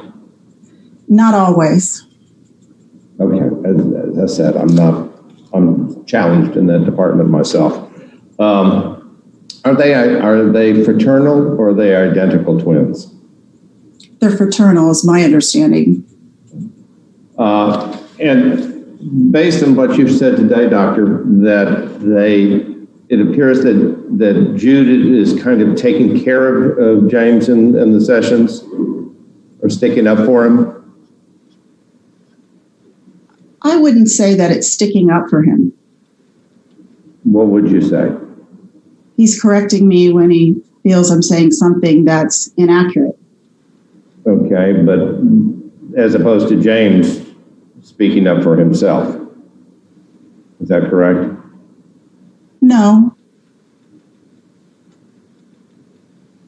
Okay.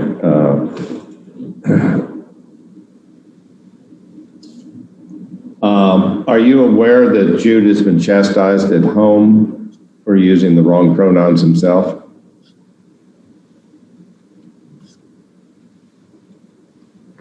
I don't object to facts, not in evidence. Okay, well, sustained, but unless, Mr. Hanchin, you intend to prove that up or bring evidence of such. Have you any knowledge about Jude being chastised at his mother's home for using the wrong pronouns? No, not at his mother's home. Okay. Or in his father's home? Yes. Okay. And who has told you that? Jude. Okay.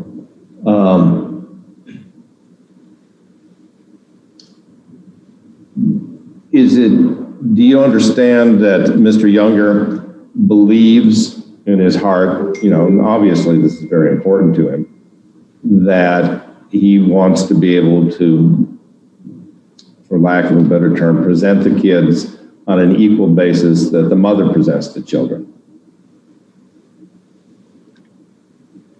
If you could clarify what you mean, present the kids. Well, when the kids leave mom's house, they're dressed in one manner, and when they leave dad's house, they're dressed in another manner.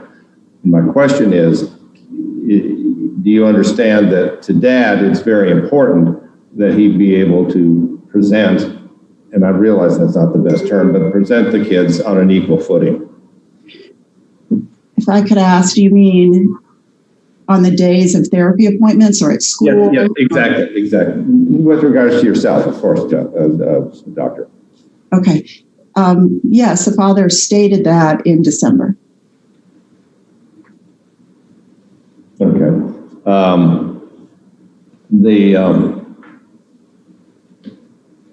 Do you recall that one of the lengthy delays in getting this therapy started was there was a 3-month process of a mandamus in the court system? And I'm not always, the answer would be no, because I'm not always aware of what else is happening outside of the scope of my role. But you do understand that it is not infrequent in high conflict cases like this one that there's a number of procedural court activities going on that would slow things down. Yes, sir, I do understand that.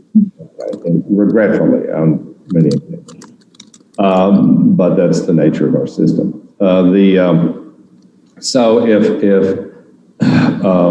you were able to see the children on a consistent, regular basis, how often would that be?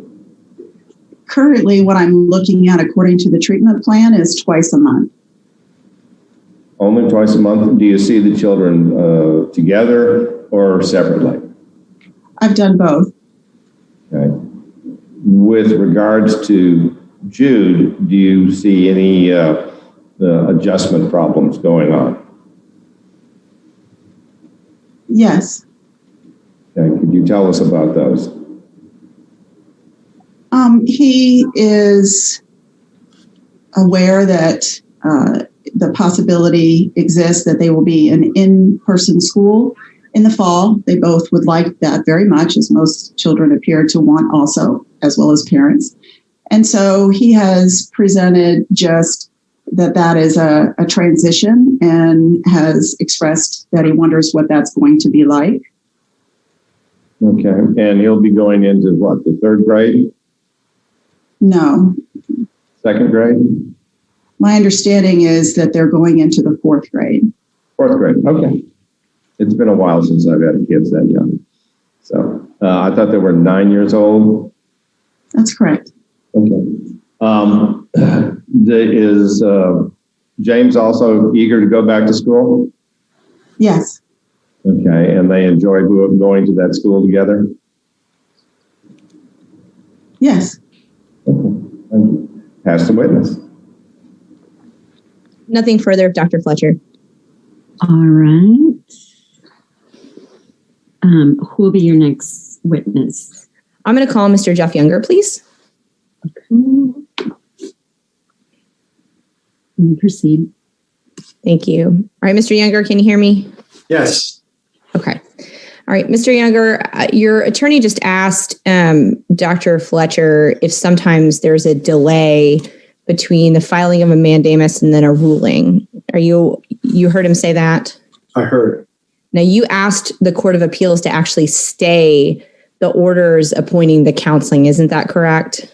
Yes. And the Court of Appeals did not stay any orders, right? Yes.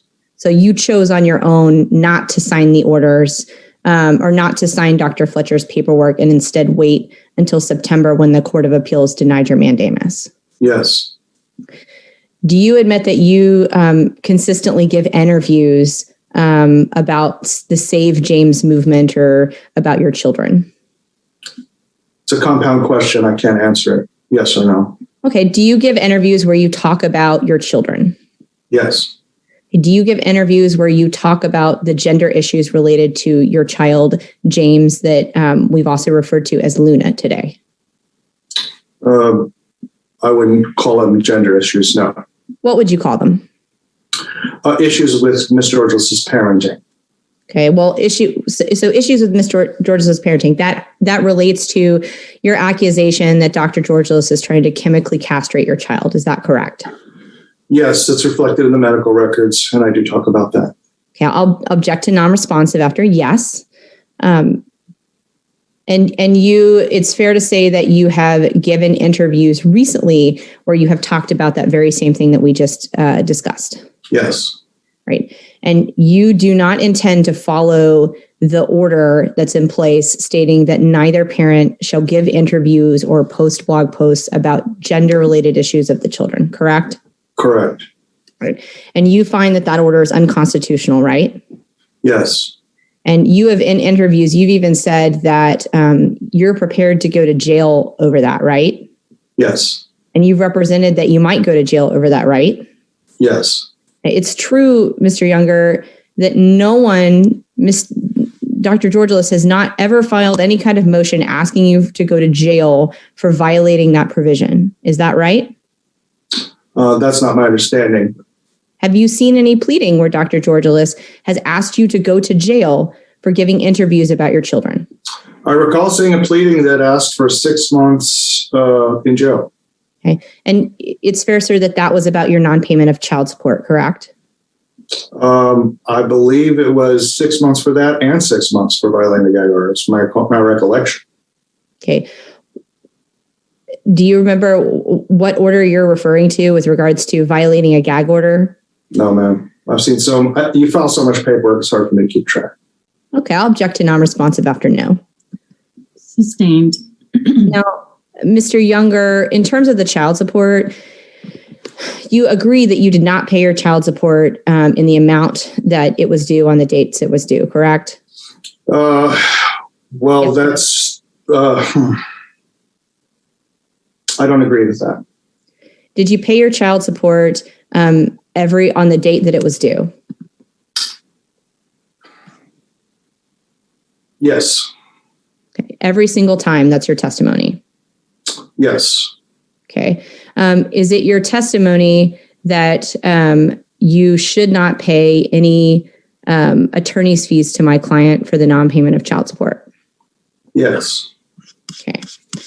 Now, looking at the order, it's true that you were ordered to make a payment on September 1st of 2020 in the amount of $1,904.32. Isn't that correct? I don't recall that. Okay. Is that how much your child support currently is under the order? There's a child support and then there's additional medical support. I believe I paid $2,100 something altogether. But that's how much you're supposed to pay, correct? Yes. And you pay through the state disbursement unit, is that right? Yes, I'm required to do that. Okay. And so have you had the opportunity to look at the records of the state disbursement unit? Yes.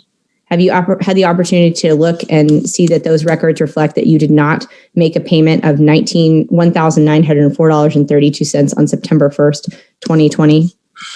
I don't agree that that's actually what the record says. Okay. Have you looked at the record and have you been able to see that you did not make a payment on January 1st, 2021 of $1,904.32? I believe that's correct, but I don't think that has to do, well, no. Okay. I don't recollect it. On February 1st, 2021, do you recall that you did not make a payment of $1,904.32 of child support? I don't recollect that I didn't pay it. Okay. Well, I'm not asking if you didn't pay it. You didn't pay it on that day. Is that correct? The problem, well, I mean, you're not going to let me explain it. It could probably help your questioning. So I just have to say I don't recollect. Okay. So you don't remember if you actually made those child support payments. Is that correct? No, I recall making them. Okay. You don't remember if you made them on that exact day. Is that correct? I'm relatively sure that most of them, well, basically all of them were made prior to the first. Yes. Okay. Well, there's a difference between when I I'm going to object to non-responsive because I didn't ask you a question. Sustained. Now, Mr. Younger, would it be fair to say, just to cut to the chase, that the child support record reflects all of the payments and the dates that you made those payments? Is that correct? No. Okay. And so you don't have any kind of motion on file today to correct the child support record, right? No. And all of your child support's been paid through the state disbursement unit. Is that correct? It has, yes. Okay, thank you. In terms of the counseling order, you have also given multiple interviews stating that you do not intend to follow the counseling orders. Is that right? That's not true. You've given interviews where you've stated that you will not follow what you consider to be an unconstitutional order. Is that right? Yes, with regard to the gag order. Okay. With regards to counseling, you've also given interviews where you've indicated that you have revoked your consent to Dr. Fletcher counseling with your children. I did do that. Okay. And you've done that on multiple times. Is that correct? Twice, I believe. And you understand that the current court order states that you and Dr. Georgialis are both ordered to follow the recommendations of Dr. Fletcher. Is that correct? Yes. Okay. And you agree with me that you have not followed the recommendations of Dr. Fletcher? That's correct. And you don't intend to follow her recommendations, do you? Sure. Yes. Yes, you do intend to follow her recommendations? I'm happy to follow her recommendations, yeah. You've just chosen not to do so in the past. Yes, they weren't in the interest of my children. So just to clarify, you are testifying today to this court that you will follow recommendations that you want to follow, that you believe you should follow, but other recommendations you're not going to follow, correct? You put words in my mouth. I absolutely would not say that was accurate. It's fair to say that you don't follow all of the court orders, correct? That's correct. And you don't intend to follow all of the court orders? That's correct. And it is your belief that giving these interviews and talking about your children's medical information, you believe that is in the best interest of your children? Yes. And you intend to continue to do that behavior, is that correct? I would rather not have to do it in the future. Okay, well, I'm going to object to non-responsive. You intend to continue to do that, correct? I can't speculate on what I will do in the future.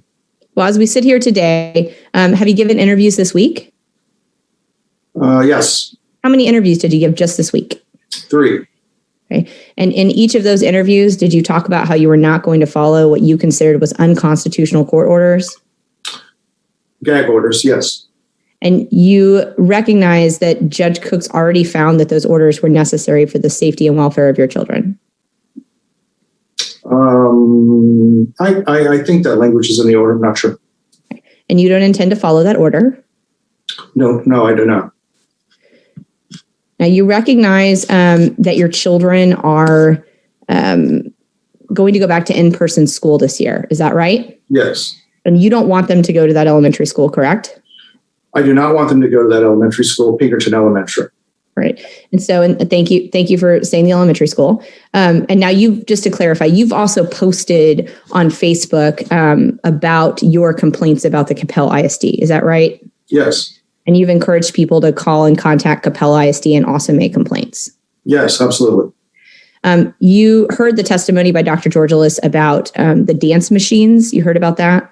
I did. Did Dr. Georgialis ask you not to share that information with anyone? I believe she did. Okay. Did you share that information with other people? I did. Did they post about it on the Save James website? That I don't know. Well, you say you don't know. Isn't your fiance an administrator of the Save James website? No. Okay. You live in her house, don't you? I do, yes. You don't own a house, right? I don't own a house. Okay. And you don't have a job, right? Well, I don't have a job. I own my own business. But We own your own business. Did you produce in discovery any information about that business? I did not. Okay. And you didn't produce any of your bank records or bank account statements, right? I did not on advice of attorneys. Okay. And so, and thank you. And don't tell me what your attorney said. But you also didn't produce any information about this Give, Send, Go website that raises money for you, correct? Correct. How much have you paid your current attorneys? My current attorneys, between $30,000 and $60,000. Okay, the attorneys that are on the screen today, you've paid $30,000 to $60,000. Yes. Okay, and did that money come from the Give, Send, Go fund money? Partially. Where did the rest of it come from? Friends of mine. Okay, so you have my own coffers. Okay, you have the ability to get money from people to pay for lawyers. Is that right? I'm sorry. Yes, they're friends of mine. Hold on, Shan's raising her hand. Oh, sorry. Did we talk over each other, Shan? Yes, I didn't get the last comment that he made. I'm sorry. There's a delay over here. Sorry. I'm gonna ask. I'll ask again. I think this was the question. I believe what I asked you, Mr. Younger, was if you had the ability to get money from friends or other people to pay for your lawyers. Yes, I get help on that. Yes. How much do you make from your business on a yearly basis? Not much because of COVID. This year I took $8,000 out of the business. In 2019, you also were not working. Is that correct? No, ma'am. I had a business at that time as well. Okay. How much did you make in 2019? Nothing at that time. It was a new business. Right. And so, and COVID wasn't happening in 2019, right? No. And you were instead living off of the money that was donated to you on behalf of the Save James movement. Is that right? That's not correct. Now let's talk about, I'm going to go back to the school right quick. Your possession schedule right now on your weekends, you have until Monday morning. Is that correct on your weekends?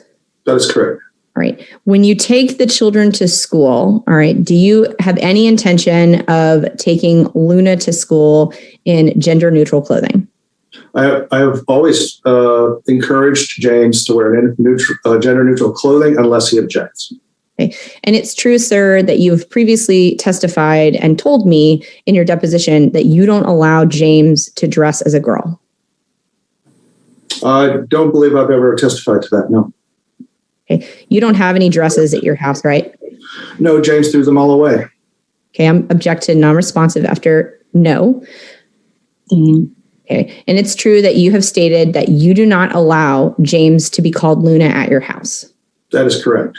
Okay. And you do not allow James to wear dresses or girls' clothes at your house. That is not correct. You won't allow James to have long hair, correct? That is correct. Okay.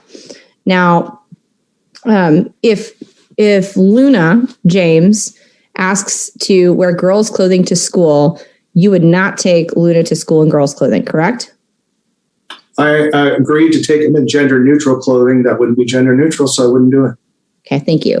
It's true that, to your knowledge, your son, okay, Jude, and Luna have always gone to school at Pinkerton Elementary, right?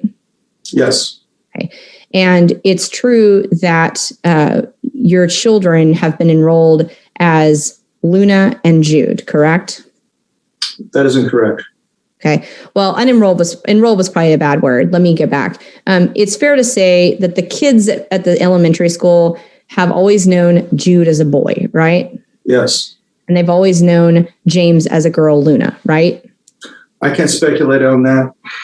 Have you been to the school before? Yes. Okay. Did everyone call your kids Jude and Luna? No one called him Luna. Okay. Did anyone call your child James? Yes. Who called your child James? I don't know the kids' names. Okay. Now, in terms of the extracurricular activities, I'm going to go back to that. Do you think it was appropriate that the Save James Facebook page posted information about where Luna was going to dance? I actually have no real objection to that. You don't have an objection to that being posted? I really don't, no. Okay. Are you aware that the Save James Facebook page encouraged people to contact the dance studio and ask them why they were abusing James? I'm not aware of that. I know calls are made, but I'm not aware of the content of the calls. Do you think it's appropriate for people to be calling the dance studio where a child's attending and harass them? Do you think that's appropriate? I think community involvement in the care of children is important, yes. Okay. Are you aware that the harassment was so bad that the dance studio had to shut down their Facebook page? Are you aware of that? I'm not aware that was harassment. I mean, just the predicate of your question, I just don't agree with any of that. I really can't answer it. Mr. Younger, are you a lawyer? No. Okay, and you don't have a college degree either, do you? I don't, thank goodness. But you represented that you have had a college degree, correct? I have not. Okay. Ms. Georgialis has made that claim, not me. Okay, well, I understand that, but it's true, though, that it was a finding of annulment between yourself and Dr. Georgialis with regards to the fact that you committed fraud. Is that right? Yes, there's 110 findings. I encourage everyone to read them. They're ridiculous. Perfect. And I'll object to non-responsive after yes. Sustained.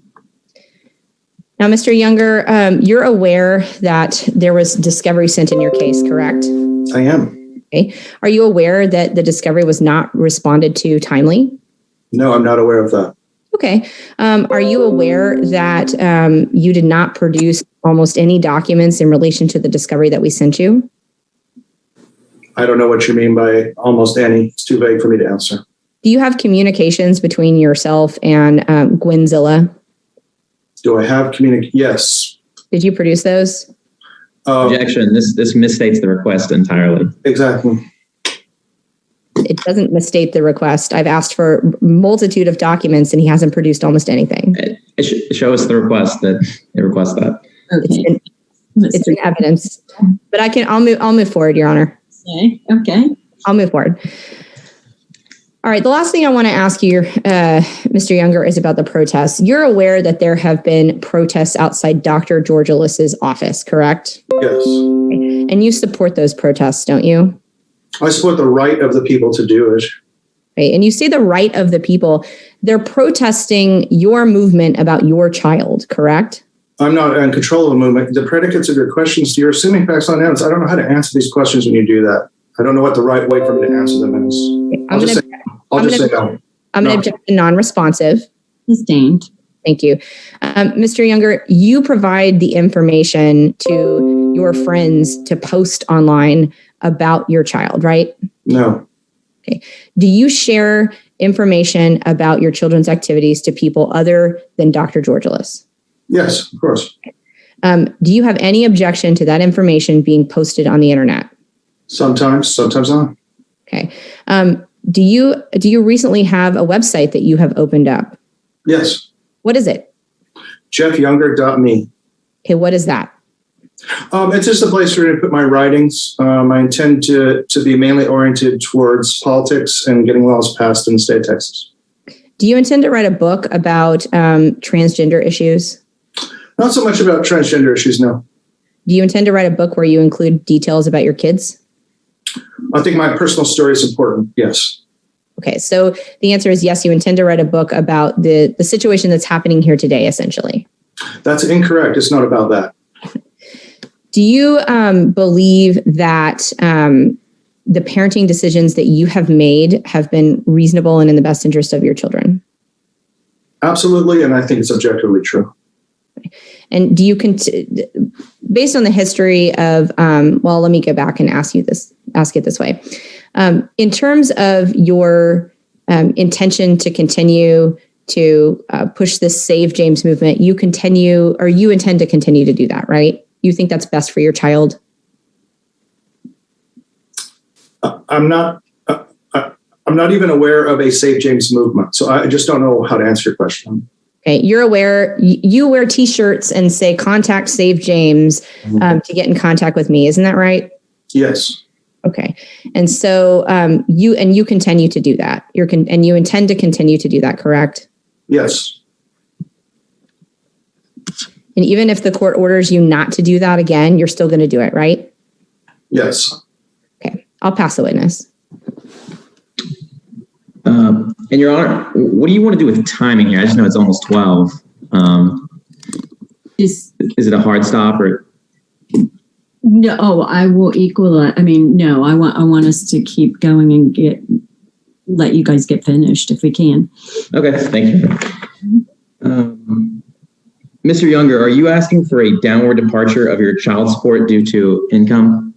Yes. And Your Honor, respectfully at this time, I'm going to object to Mr. Younger having any requested relief. He did not properly respond to the disclosure responses when they were due, and those are in evidence. And Rule 193.6 of the Texas Rules of Procedure specifically states that if you don't respond to those, you do not get to present evidence. It is a mandatory exclusionary rule. And I don't think that they're going to state that they did respond timely. They did not respond to those for 3 weeks. Your Honor, it's just about responding, number one, and all the rules therefore is for undue surprise. They got it on Monday, so there's just no undue surprise here.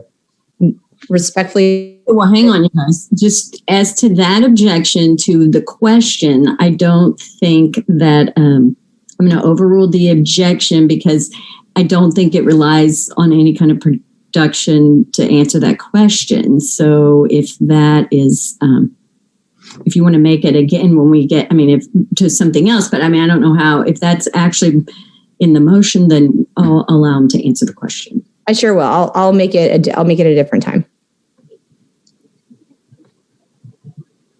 Okay, so you remember the question, you can answer it, Mr. Younger. Would you please re-ask the question? Sure. So you're asking, or you're not asking the court for downward departure of your child support due to your income, correct? Correct. Okay. Do you know if Dr. Georgialis is asking for a modification in child support? Not aware. Do you know how James likes his haircut? He likes his hair off his ears. He says it tickles his ears. He doesn't like it. Okay. And then do you plan to waive your First Amendment right? At no time will I ever do that. And this is speaking, I think, what you classified earlier as a gag order. Essentially, you're saying that you don't plan to follow an order that tells you that you can't give interviews regarding gender dysphoria or gender issues, correct? That is correct, particularly when it's for the purposes of passing laws and cooperating with my fellow citizens to effect good government. Okay, and do you plan on speaking about this litigation to your children? No, absolutely not. Okay. Do you encourage attacks against your children? No. Do you encourage protests against your children? No. Do you encourage attacks against the mother of your children? No. Do you encourage any protests against the mother of your children? No. Okay. Do you run the Save James Facebook page? I do not. Do you approve before anything is posted on the Save James Facebook page? No, I don't. Do you have? Sometimes wish I had the right of approval, but I don't ever get such threats. And then do you have any input, even what goes on the page? No. Okay. And then have you given James the choice of what he wants to wear? Yes.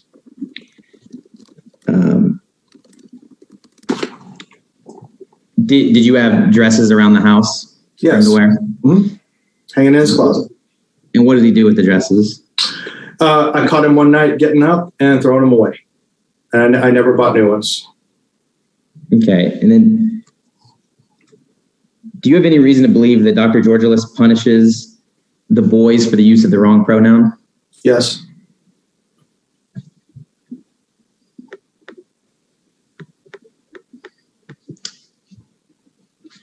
And have you reviewed the summary of requested relief? Yes. And that's just a summary of your testimony of what you're here today asking for? Right. And I move to admit it. I have no objection as a summary, Your Honor. Other than my objection that I made earlier about him making a request, but I'll do that when he admits other evidence. What is the exhibit? Exhibit 1, Your Honor. You know, can I ask, Mr. Nash, where did you send where will I find your exhibits? Because they're not. It was to the reply to Miss Murray's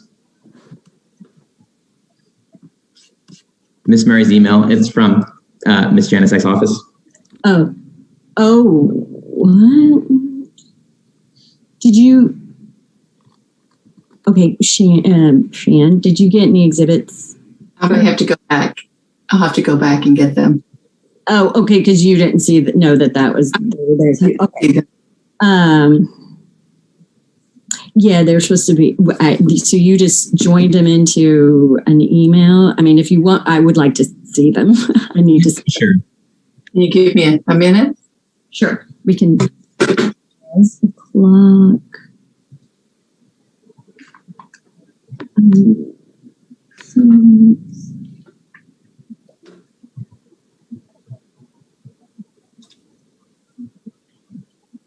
So, Mr. Nash, are you saying that you just reply, like she sent her exhibits and then you replied adjoined yours to there as well and said correct. The court reporter would have gotten it. So it's from an email. Do you remember when? Like, was it this week, last week? Just so. No, it was last night, about 8:30, I want to say. Oh, okay. Shan, I have them attached to this email in PDF. Do you want me to just forward this to you? Yes, that would help. That would be I get faster. Yeah, there's an email from 8:54 last night with a zip drive. Yeah, it's the zip drive. I don't know if you can open that though. I just sent it to you. It's got all the PDFs attached. Thank you.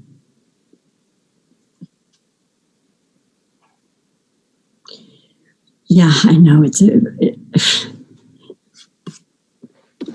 not quite uniform how we handle it. So I'm not.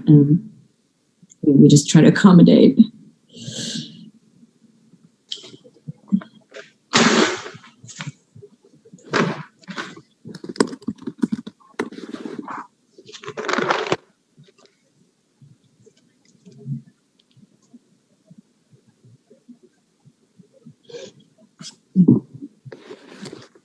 My computer's not the fastest. Jessica, could you send them to Catherine? Yeah. And then Catherine can put them in the OneDrive. Sure. Is that okay, Catherine? Good idea. Because my computer is slow.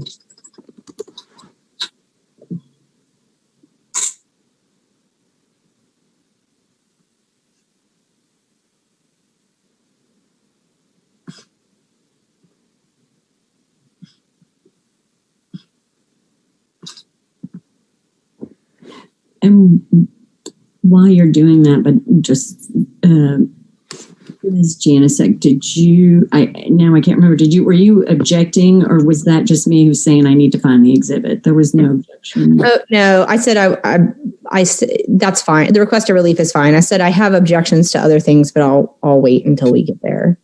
So, okay. I just resent this again to Catherine. Let's see if it goes through.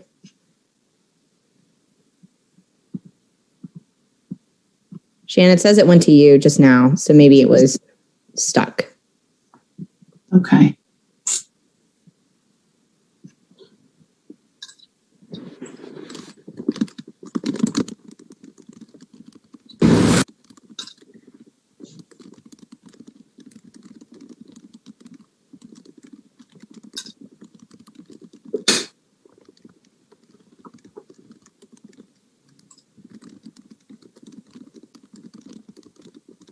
And while they're working on that, I'm going to take you guys into a conference room to talk about time for a minute, just about, so we can figure out what we're doing.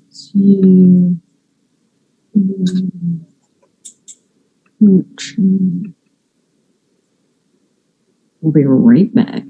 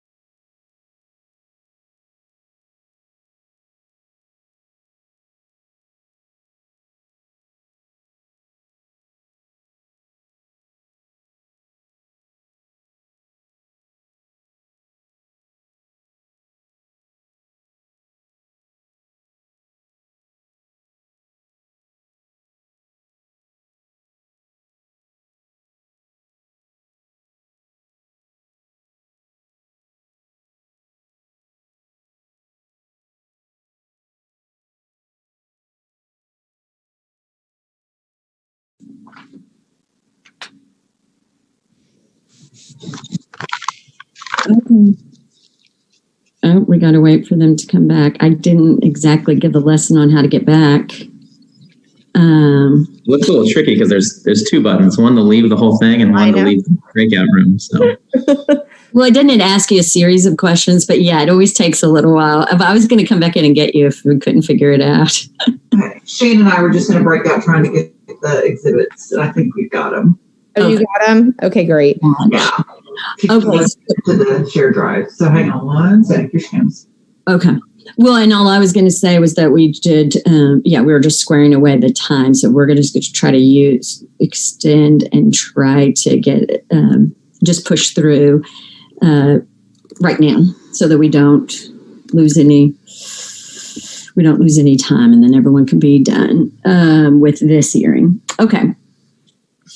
Do we have any? Yes, Judge. I've got them there.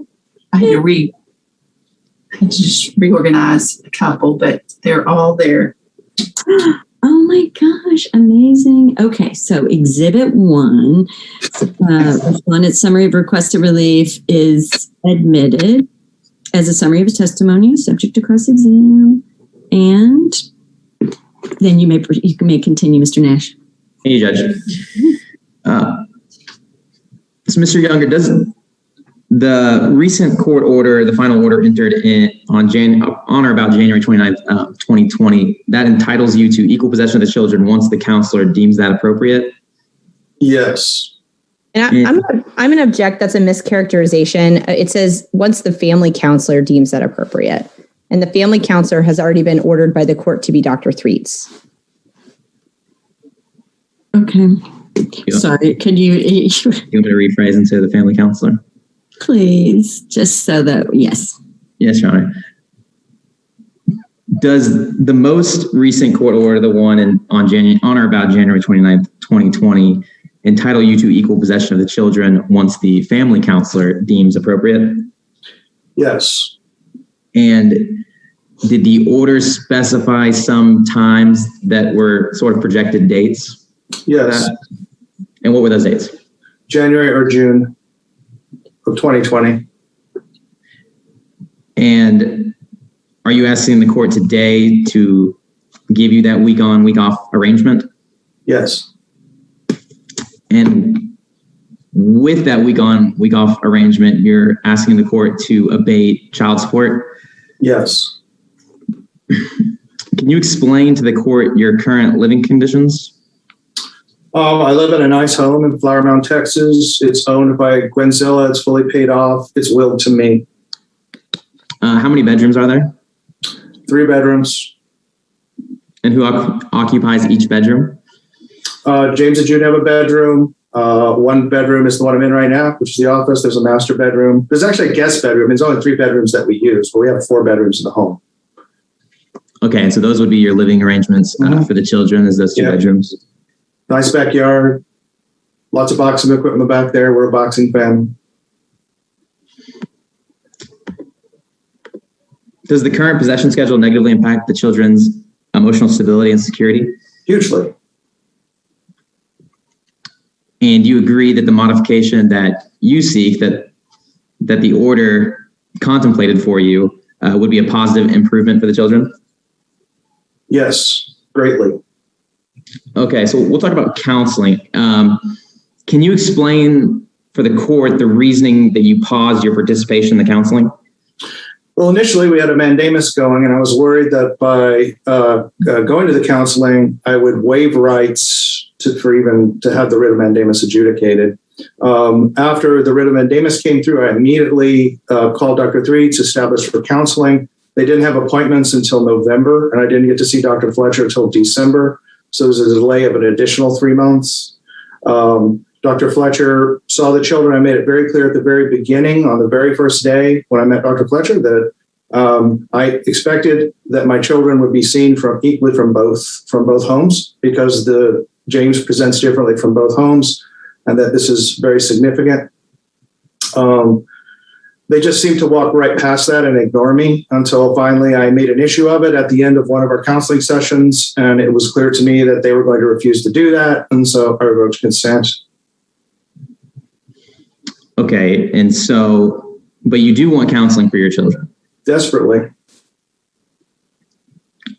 And so really what you want counseling for your children, but you just want the counseling to see the kid in both lights. True? Yes. Yes. And then I want the counseling to be fair to my child, which means that it has to be fair to both parents and the lived experience of the child in both homes. It's really honoring the child and his lived experience. Have you attempted to schedule the counseling to occur when the kids are at your house? Yeah, for 6 months. And has that ever taken place? No. Why not? The counselors don't do Fridays or weekends, which is strange since that's most non-custodial parents wouldn't be able to accommodate that. And then Ms. Georgialis refused to switch days, and then she conditioned it on the recommendation of the counselors, and the counselors remained silent, necessitating these hearings. So the counselors never recommended it? Counselors have remained silent. They've never recommended it nor spoken against it. Right. Okay, so the counselors never said it would negatively impact the child to switch days and bring him from your house? No. And did you hear Dr. Georgialis testify earlier that in order to protect the children, she withheld extracurricular activity information from you? Yes. Okay, and is the reason you withdrew your participation from the counseling to protect the children? Yes. Okay, so the final order in January requires the consent of both of you and the mother to make medical decisions for the children, right? Yes.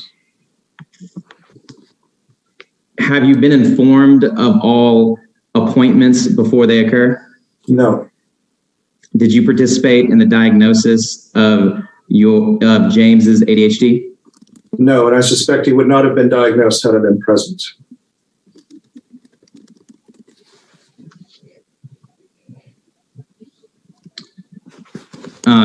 Did you consent to the child or the children's counseling sessions that occurred in May? I did not.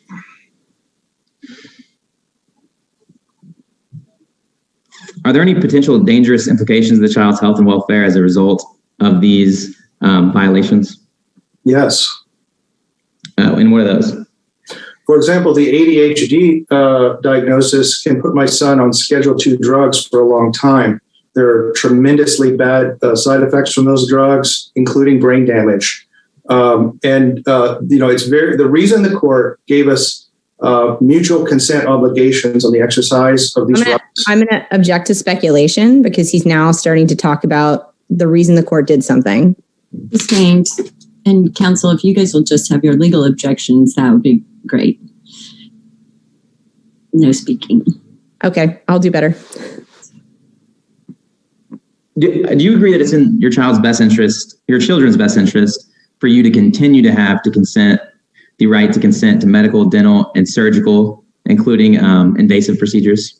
I believe it is not only in his best interest, it's in his vital interest. His very life would be threatened if I didn't have those rights. You're worried about the harm that it would cause the children had Dr. Georgialis had the exclusive right in those regards? Yes. And what kind of harm are you worried about? I'm worried about physical harm from drugs. I'm worried about the ability of Ms. Georgialis to do what she tried to do before and enroll James in the Genesis Clinic to quote unquote explore the medical side of treatment, as it says in the medical records, where they really were contemplating in the medical records chemically castrating my son at 8 or 9. I worry about that, and that's serious and irreversible and would threaten his life. And what approach would you take that would be different than Dr. Georgialis? I'm advocating a wait and see approach. I want my son to wait until I want to socialize my son normally, give him a safe place within the home. If he wants to explore different gender arrangements, he can do that safely in the home. But to socialize him normally in society and school until he's 18 and has developed a rational faculty and can make his own decision. And I've been consistent in saying that since he was 3 years old. Okay, and so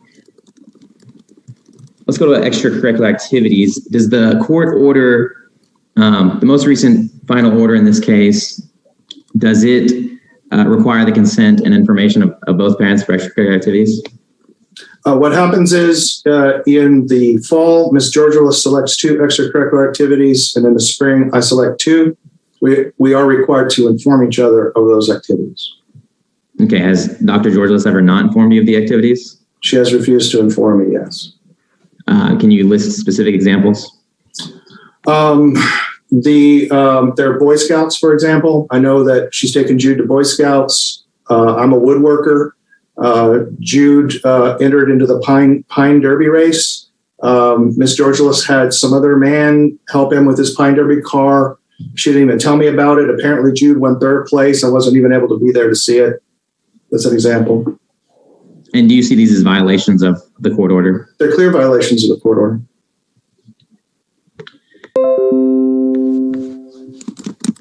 Did you have an agreement with Dr. Georgialis in regards to the haircut for James?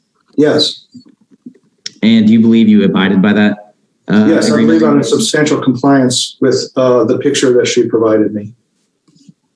Okay, and how does James like his haircut? He likes his hair off his ears because it tickles his ears.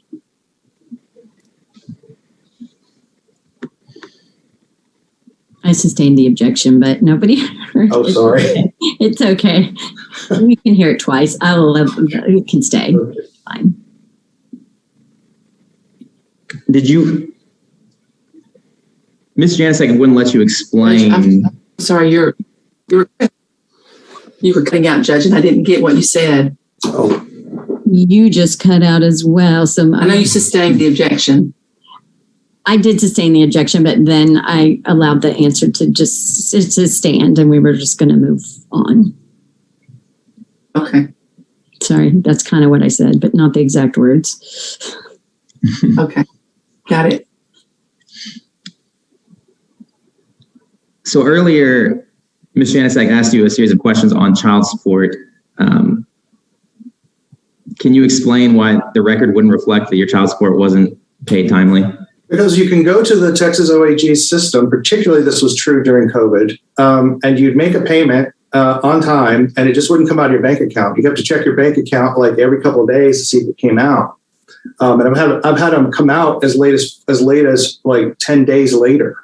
So what I experimented with was I don't like to give up my bank account information. So I was using the credit card processing, and I just paid the $100 fee to do that, to have my privacy. Now that I've switched over to bank account drafts, they seem to come through more regularly, although they're about 3 days after when they say they're coming out.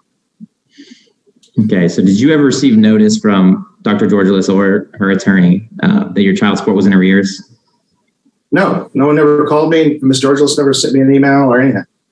Okay, and so when did you pay the child support that was in arrears? It was on, let's see, I was served on 2/19/20. I paid it on 2/17. Okay, on the system. I think it reflects on 2/25 when it was actually taken out of my account. So you paid the arrearage before you were served with the motion for contempt? That's correct. Okay. On the OAG site where you pay your child support.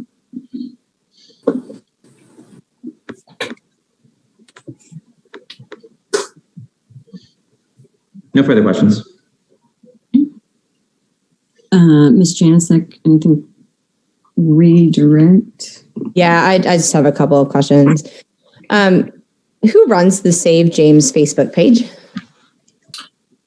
I believe it's George Genovezos. I say when you say run, I assume you mean the admin. I think it's George Genovezos. Has your fiance Gwenzilla ever been an admin? Not to my knowledge. Right. Is there someone named Kayla Chambers of My Heart that works at Walmart that's also an admin? No. Okay. Is there someone named Kayla that's an admin? Not to my knowledge. Not to my knowledge. No. Okay, what is Chambers of My Heart? What is that? I believe it's a YouTube channel. Okay, who runs that YouTube channel? I think Kayla Chambers.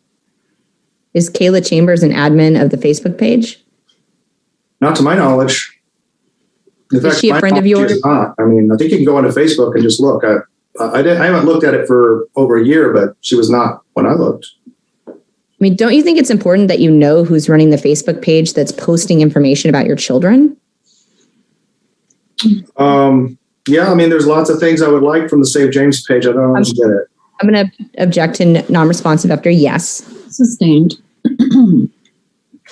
Now, you said earlier that about the counselors have never spoken against it. And I think what you were referring to is that you said the counselors had never responded or indicated that it wasn't important for the children to come from your periods of possession for the counseling sessions and for Dr. Georgialis's. Is that what you said? No. Okay.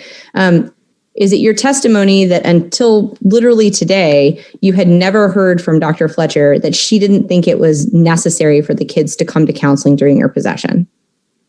That's right. I have never heard that from Dr. Fletcher until today.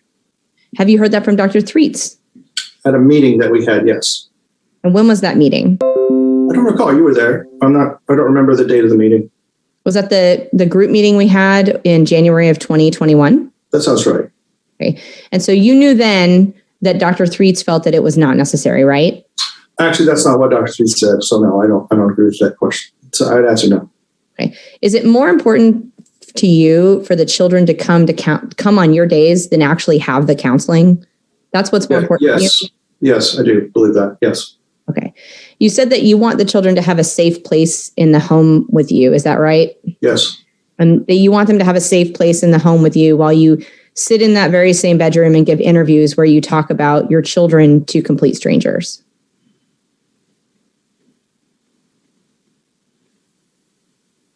Is that right? No. Okay. You want a safe place in the home for your children while you sit in that very same bedroom and use this situation to beg people for money, right? No. I'll pass the witness. Mr. Nash. Yeah, and so your testimony is that, strike that, you want to proceed with counseling with Dr. Threets and Dr. Fletcher, correct? Yes. By all accounts, Dr. Fletcher has a great reputation. And that meeting that they had that they spoke about when you wanted to change your date, that Ms. Janicek referenced when you wanted to change your dates, yes. Dr. Threets said it wasn't necessary? No, Dr. Threets said it hadn't been recommended by Dr. Fletcher. But she didn't say it would negatively impact the kids in any way? That's correct. She never said anything like that. So she was impartial to the decision? Completely.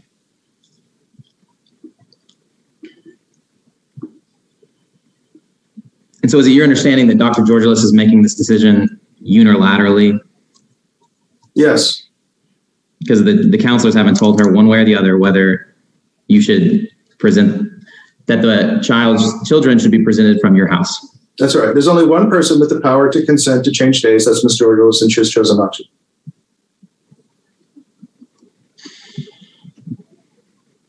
No further questions. All right, Judge Brown, I just have one topic. I want to clarify this child support issue. So I'm going to share my screen and show what's marked as M9, which is already in evidence. Do you see that on your screen, Mr. Younger? Yeah, I can't see the headers though. Can you scroll up a little bit? There we go. Yeah, you see that? Yep. Financial activity report. Okay. Yes. So looking, and this is the financial activity report as of 3/11/2021. Is that correct? That's what it says. Okay. Now, do you see here in September of 2020, do you see that there was an amount due? And just to clarify, there's an amount due for monthly support and then amount for medical support. Is that right? That's correct. And the $1904.32 is the monthly child support, right? Yes, that sounds right. And yes. And the 208 is the medical support, correct? That's right. Okay. Do you see any payments of child support or medical support made by you in September of 2020? Wouldn't that be 9/01/2020 there? Yeah. Do you see where it says amount due? Yep. Okay. Do you see anywhere that it says collection in September of 2020? I do not. Okay. Do you see anywhere that it says collection in January of 2021? Collection, no. Do you see anywhere in February of 2021 where it says collection? No. Okay. Now, do you see at the bottom, you did make a payment of $4,224.64 on Yes. March 2nd. Do you see that? I do. I remember calling the OAG about it. Okay. And do you see that after that's applied over on the right, on the very, very bottom, you see that there's still a balance due by you of $4,235.20. Do you see that? I do see it. Okay. And that was the balance the Attorney General was reporting at the time this was filed on March 11th, 2021, correct? That is false because I went out. Well, that's false. Okay. That's what this document says. Is that correct? I'm not sure that that's what the document says because I'm not sure what that balance is. Okay. Objection, non-responsive after not sure. Sustain. Okay. Does the document say at the very bottom right-hand corner under balance, does it say total $4,235.20? Yes. I will pass the witness. No further questions. All right. Okay, Ms. Janicek will be your next witness. I'll call myself. And I believe, is there a stipulation to my qualifications so I don't have to go through that? Yes, your qualifications, yeah. Okay, thank you. With that being said, and a stipulation, I believe Exhibit M12 is already in evidence, but just for the record, I'm gonna ask to move to admit Exhibit M12 in case it's not already in evidence. Any objection to M12? No objection to M12. Okay, right. I think it has been admitted, but thanks. Okay, admitted again. Again, thank you. All right, just to clarify my testimony, I would certainly testify that there are requests for interim attorney's fees in this case. There are requests for attorney's fees for filing the child support motion, and there are also requests for attorney's fees on the discovery. I would testify, and all those exhibits are already in evidence. I would testify that M12 is a summary of all of our billing statements, and we've redacted anything that was attorney-client privileged. The purpose of this exhibit is to show my hourly rate, which is $400 an hour. It is also intended to show the amount of attorney's fees that have been expended by my client. As I went through the timeline earlier today, and I will adopt my timeline as my testimony in this matter, we've done a lot of things in this case. There's been a lot of discovery. There's been discovery not responded to. We've had to file motions for enforcement. We've had to file at least 3 different motions to go to the court in an effort to get Mr. Younger to follow the court orders. There have been a lot of meetings, a lot of correspondence, a lot of preparation for hearings. There have been hearings that got moved and canceled because of Mr. Younger delaying things, filing recusal motions that were denied. There has been a lot of things all set forth in our billing statements that we have done in this case. And this is just the attorney's fees and expenses my client has incurred. And I will testify that those are reasonable and necessary in Dallas County and Tarrant County. I believe I charged less than Mr. Bell, who's the lead attorney in this case. I think he's $450 an hour. So my hourly rate is actually less expensive than his is. And I would testify that these are reasonable and necessary fees for my client to request for interim fees at this time. I would also testify that the $3,500 that was used to create the motion for enforcement, I believe that Mr. Hanchin previously represented that motion was a couple of pages. That motion is not just a couple of pages. That motion is quite long. We had to do a lot of work getting that motion together, figuring out the payments because Mr. Younger did not consistently pay. We had to serve him with that motion, we also had to prepare for that enforcement hearing multiple times, one of which was continued because Mr. Younger filed a recusal motion at the last minute. And so then we had to re-prepare for that. As you can also see in Mr. Younger's testimony, he did not admit, he never filed a response to that enforcement, never filed any kind of defenses or anything like that, never produced anything in discovery with regards to that enforcement. And then he turned around and he paid the over $4,000 that was due after that enforcement was filed. So he did pay that. And I'm requesting the court to order some attorney's fees.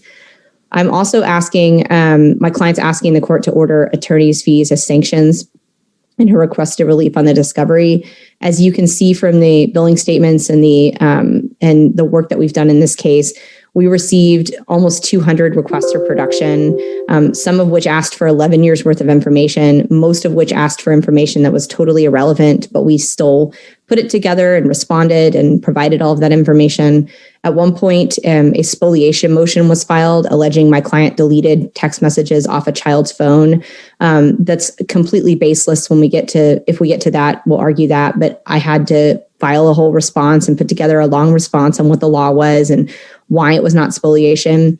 And in fact, when I got that motion, we spent time going through the text messages they claimed did not exist, did exist, and we produced those to them in an effort to resolve that. And they're still here today wanting to go forward on that motion. So I would certainly state that the fees that are within Exhibit M12 are reasonable and necessary, and they represent the fees that have been incurred in this case. And then we've tried to specifically carve out the fees for the enforcement and the fees for the discovery, which I believe are about $1,500 in this case for my client's testimony. And so with that being said, I will pass myself as a witness. Your Honor, I would like to address the issue of the enforcement fees, and my co-counsel, Mr. Nash, will address the issue of the other fees. As for the enforcement, I would ask the court to take notice that the Attorney General paid... Wait, hang on one second. Sorry, Mr. Hanchin. This is your time to ask Ms. Janicek questions. I was trying to delineate. I'm going to ask questions on one topic. No, I understood, but then you launched into something not a question. So just wanted to make sure I understood. I thought you were. Okay. According to the attorney paid webpage, there were 4 separate months at issue in the enforcement. Is that correct? I believe that's correct. I can look at that exhibit, but I believe that that's right. Okay, so they're all within the last year. Is that correct? That's correct. Okay, and each of those causes for enforcement as listed in your petition are an identical paragraph, but for the date of the amount due, correct? That's correct. Okay, so you've got 4 paragraphs, and those paragraphs consist of 1 sentence each, correct? Oh, I'd have to look at it, but if it's 1 sentence each, it's 1 sentence each. Okay, and then there's probably a paragraph asking for some attorney's fees on that. Yes, there is. I just pulled it up. It's Exhibit M9. And so I just pulled it up. Yes, and there's an attorney's fees paragraph as well asking for attorney's fees to be granted. And so we've got 4 identical paragraphs, but for the amount and date, and an attorney's fees paragraph. And then you said is that correct? For the enforcement part? On that particular, if you're talking about number 8, so there's 11 pages of this motion. There's 12 different sections. And I understand that, but we're just dealing with the enforcement part for $3,500. Yes, and I'm talking about the motion for enforcement, which is 11 pages plus it's a separate motion.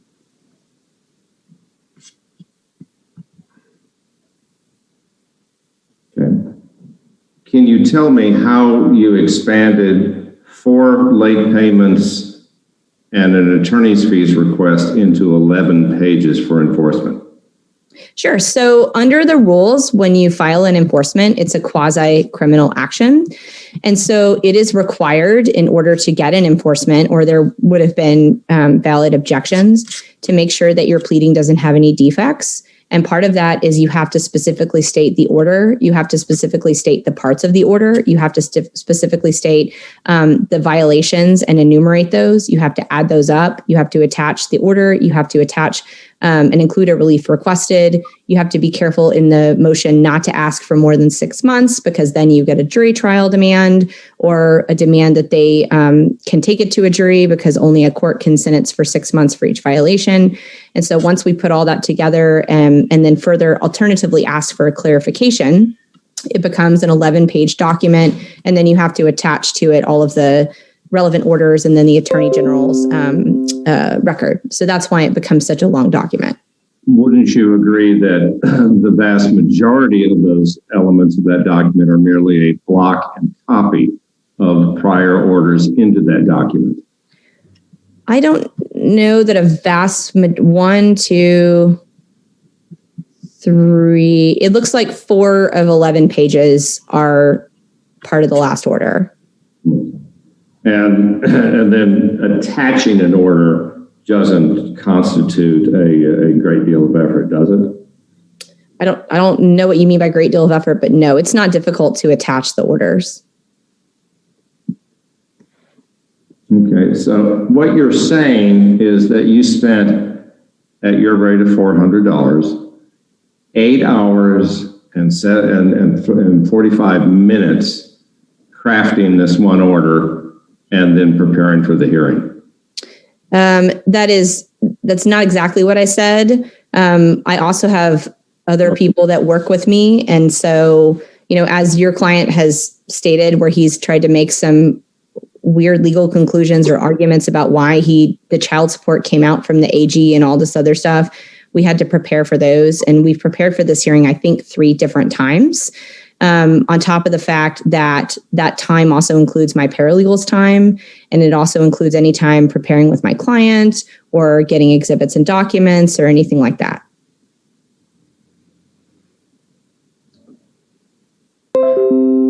Pass the witness. Okay. Ms. Janicek, anything further? Oh, sorry, are you passing to Mr. Nash? Mr. Nash on the other aspects of the attorney's fees. Okay. Sorry. You're muted, Connor, by the way. Thank you. Do you know Mr. Bell's rate in this matter? I'm sorry, say that again. Do you know Mr. Bell's rate in this matter?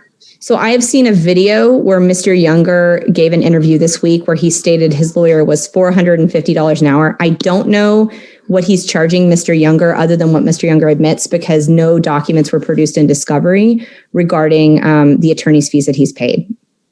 Okay. And in your testimony, you started to talk about the motion for spoliation. Yes. And are you requesting attorney's fees on the motion for spoliation? I have not. I did not plead for attorney's fees.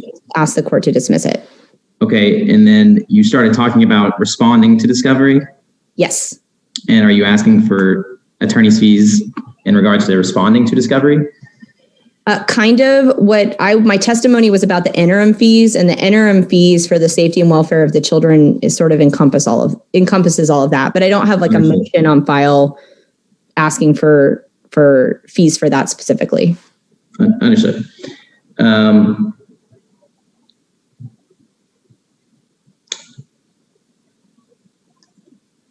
No further questions. Thank you. And I have nothing further of myself, Judge Brown. Okay. And do you have any other witnesses? I do not. So I will pass the torch over to Mr. Hanchin and Mr. Nash. Does that mean you rest? I rest. I'm sorry. That's a fancy way of saying I rest. Thank you. I had to hear the exact words. Okay. Sorry. Then whoever is going to take over for you, whoever's handling this for your side, Mr. Hanchin and Mr. Nash, you may call your witness. Thank you, Your Honor.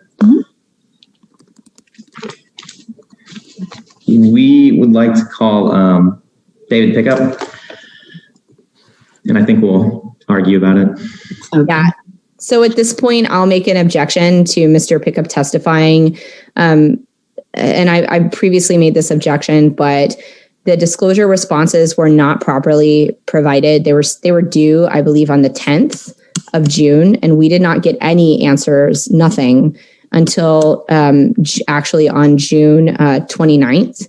And the statute specifically states that it's under 193.6, it's a mandatory exclusion of evidence if you don't respond to disclosures. And it's the burden on them to prove that there was good cause to do so, or that it was no unfair surprise to us. And so I would absolutely say that it's completely surprising that there's this random person that I don't know who that is, that was not properly disclosed to us on the date that was due. And then even after I filed a compel motion, it still wasn't produced to us literally until this week. So I would object to the mandatory exclusion of that evidence under 193.6. And I mean, I'm not sure how you can classify something as undue surprise. If you can notice a hearing up 3 days before the hearing, then certainly you can disclose an expert 3 days before a hearing. So there is no undue surprise, and she was timely notified. I think the issue, Your Honor, is that disclosures were due. The request for disclosure was due on the 10th of June. And I don't think anyone's disputing that. That's when they were due. That was 30 days after they had been sent, and they weren't ever responded to. This isn't an issue of they were responded to and then he was supplemented late. It was they never responded at all. And there's a carve out for undue surprise. So. Okay, show me. The thing is that in this, what is it? Does it just specify if it's not timely? I mean, in other words, is there a difference between not producing at all and then producing late? Is that? Yeah, let me share if it's okay. I'll share. I have the rule. Hold on. I just got it as we found the page. It's right there. I don't know if that's helpful. So this is the rule, and it says a party who fails to make, amend, or supplement a discovery response, including a required disclosure, in a timely manner may not introduce in evidence the material or information which was not timely disclosed, or offer the testimony of a witness who was not timely identified. And so this specifically states if you don't, amend or supplement, I think there's an argument to be made, obviously, if they had responded and then they just supplement. Sorry, you guys, since I just needed an answer to the question. Oh, I'm sorry. I apologize. It's okay. I don't need more, necessarily more argument, but you can take. You want me to take this down? If you can leave it or take it down, but I'm fine to stop screen sharing because I can't see as you guys as well. Okay, so I think that now if you want to, I see the issue. So Mr. Nash, do you want to argue, or could I hear your argument about why the good cause for why it was untimely and why you? No, Your Honor, it's just unfair surprise. There's no unfair surprise or unfair prejudice to the other party. They had notice within 3 days of an expert testifying, and so there's a carve out for the 193.6. Where the carve out is that as long as it will not unfairly surprise or unfairly prejudice the other parties. Correct. Your argument is an expert witness, just 3 days is fine to prepare for an expert witness. Well, my argument is any witnesses at all wouldn't be an unfair surprise to the other side if you notice them up 3 days before, because you can notice up a hearing 3 days before. If you can notice up a hearing 3 days before and that not be unfairly surprising, then of course you can bring a witness to that hearing too. Okay. I'm going to sustain the objection at this point if that is if that's the extent of your proof on why it was late, or why it's not surprising. I mean, why it should not be unfair surprise. Definitely for an expert witness, I have an issue with that for sure. So I'm going to sustain that objection. So David Pickup is also a factual witness. Okay. As he had counseling with Mr. Younger. And I'd make the same objection because he was not even disclosed to me as a fact witness on the time. I mean, it wasn't even responded to. I mean, we're not even talking about, I mean, I don't want to repeat myself, but it just flat out was not responded to for 3 weeks. I'm going to sustain the objection to that witness as well, for him being a fact witness. Do you guys, which exhibit is your response to disclosure, if you can remember? Anybody know? Yeah, it is. So the cert 47. Yeah, it's M47, and then the proof of service is M43 if you need it. Thank you.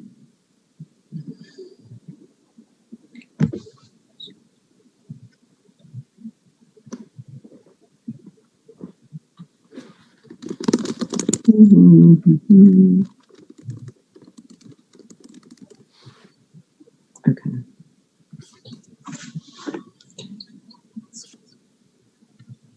Okay, so wait, is he listed as a fact witness as well? He's an expert. He's listed in the expert witnesses.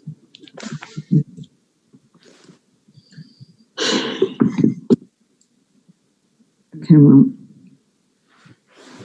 I'm going to sustain. It doesn't change. I'm going to sustain the objection as to him being a fact witness, in that he wasn't disclosed even as that, and it was untimely. And I don't think the burden has been met to show no unfair surprise. So, do you have who will be your next witness?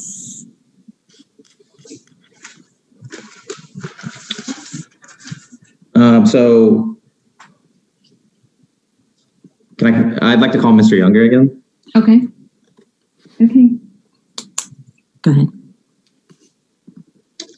Mr. Younger, can you explain the counseling sessions that you went through with David Pickup? Yes, while the mandamus was pending, I took it upon myself to go ahead and get counseling on the 9 points mandated in the court's orders. And I went through a 2-month course of counseling and accomplished all the 9 points with David Pickup. Okay, so you successfully completed the 9 points as directed by the order? Yes. And when did you complete that? I think we finished in March. Okay.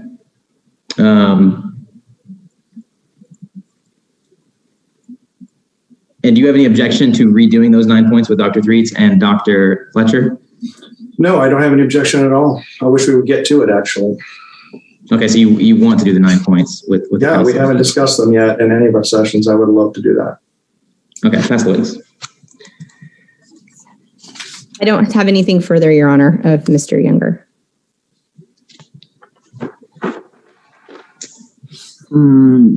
Okay. Mr. Nash. Then, 1 second, let me.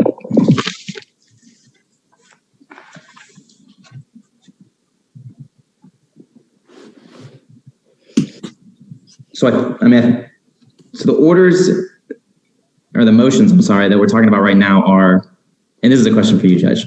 Yeah, no, I'm with you. So right now we're arguing the temporary, the contempt, and the compel. Is that everybody's understanding?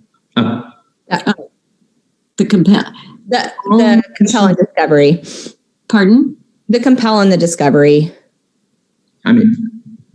But so all three, actually, aren't there 3 motions, or is it all? There's the enforcement, the motion for, the request for temporary orders that you guys have filed, and that also the discovery, the motion to compel. Yes, and then we have a motion for spoliation at the end. But I don't, and was it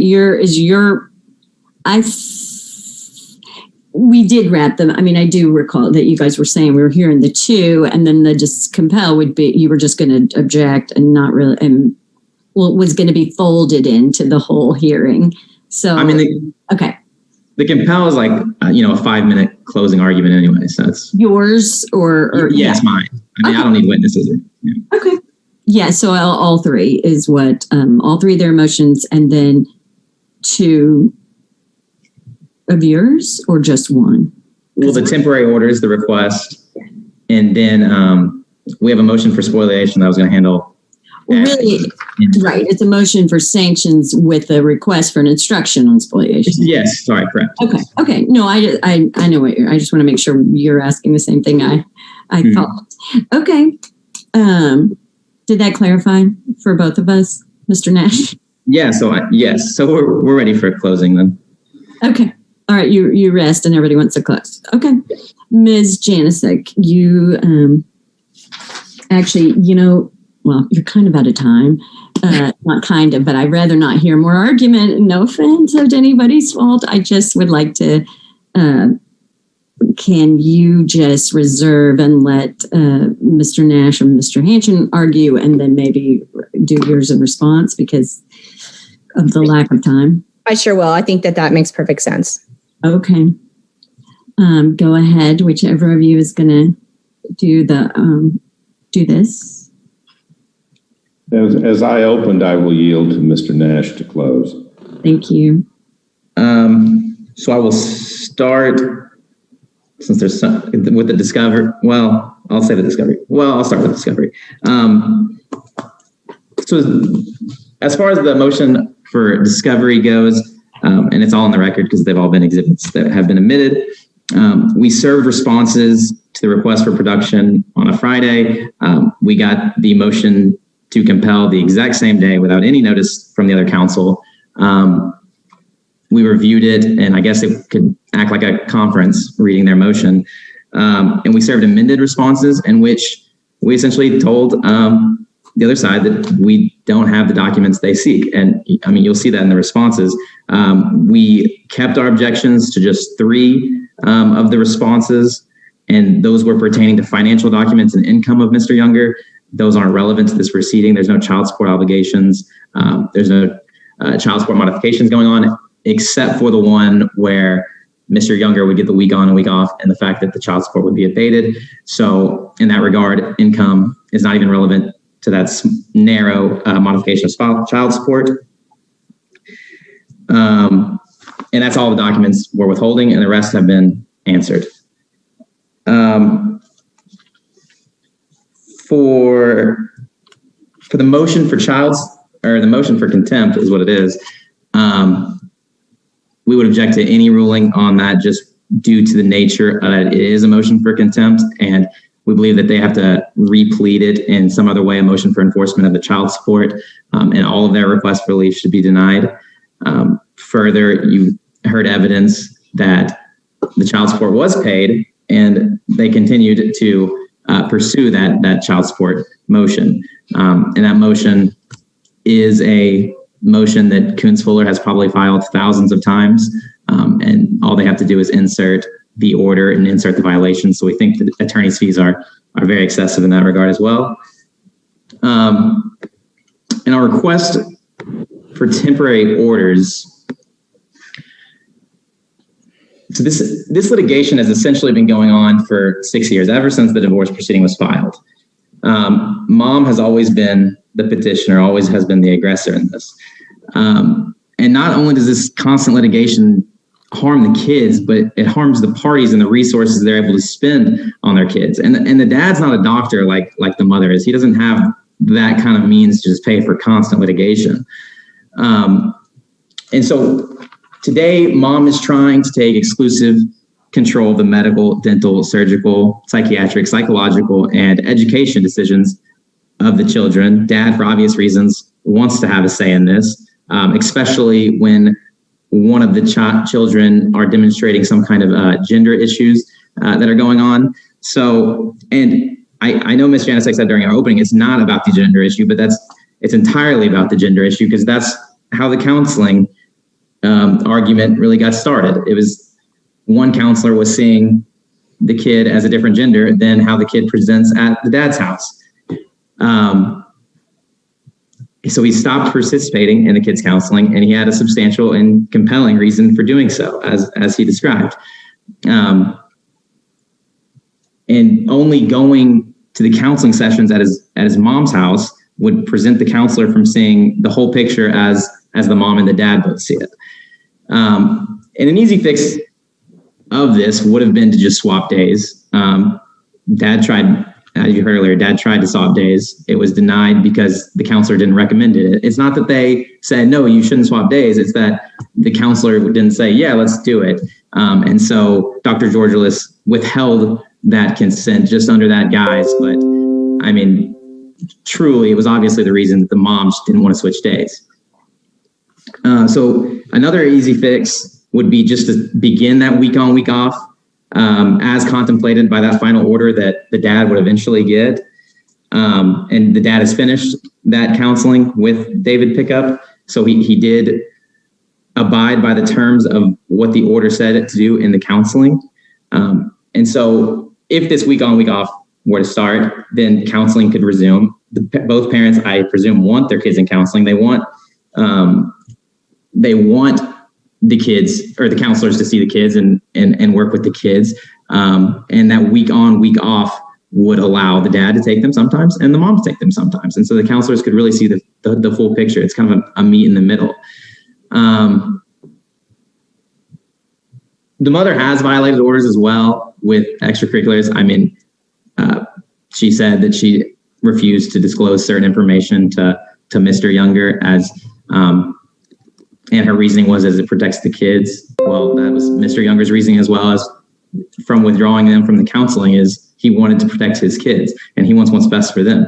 And they always say that it's by Mr. Younger's terms. Mr. Younger is looking out for the best interest of the kid. It's not about him. He's not doing this under his own terms. He just wants what's best for the kids.